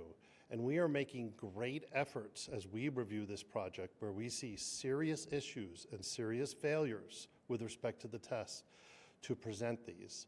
The information that we are providing to you is not emotional. It's not in my backyard. It is, here is what the comp plan says, or the comprehensive plan says. Here's what the LDC code says. One of our biggest concerns in this area, and it's something that you have raised in prior meetings, is evacuation risk, which isn't as clearly addressed in the policies there, but it's something that is clearly an issue. We were part of the PSPS. I just wanted to interject really quick, and I apologize for interrupting you, but one of the things that, we're paused your timer, so you're not going to lose any time for this. I wanted to make sure you have all your time. So the council cannot take into account anything that you have to say right now. What they can take into account, if you want to email them the same information, we'll put it into the public record, and so that'll be part of the record, or you can have this time at part of the public hearing, so you can come and testify about all that kind of stuff. But I wanted to make sure you were aware, just so that we don't have any sort of misunderstanding about how council deals with the information you're giving them right now. And I think I understand that. I'm not trying to get into the specifics of this. I'm trying to emphasize that information's coming. We are sending information. We are trying to be very thoughtful and methodical in how we're presenting it. And you guys have a lot of things you have to see. There's thousands of pages on this. We just really would appreciate if you would take some time and do that. We're very sorry that you're not going to be there, but we hope you enjoy Hawaii. Thank you. Thank you. Before you leave too, one more update. So I am told by the Community and Economic Development team that we can publish this now. It's definite.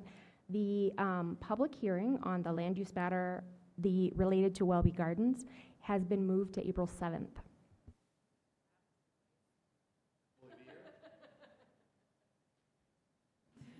Thank you. So now you know why we were, wait, no, not April 7th. Now it all makes sense. Okay, so anyone else in chambers who would like to give public comment at this time? Seeing none, I will close the second public comment portion of this evening's agenda, open it to City Council reports. Mayor Pro Tem Mormon.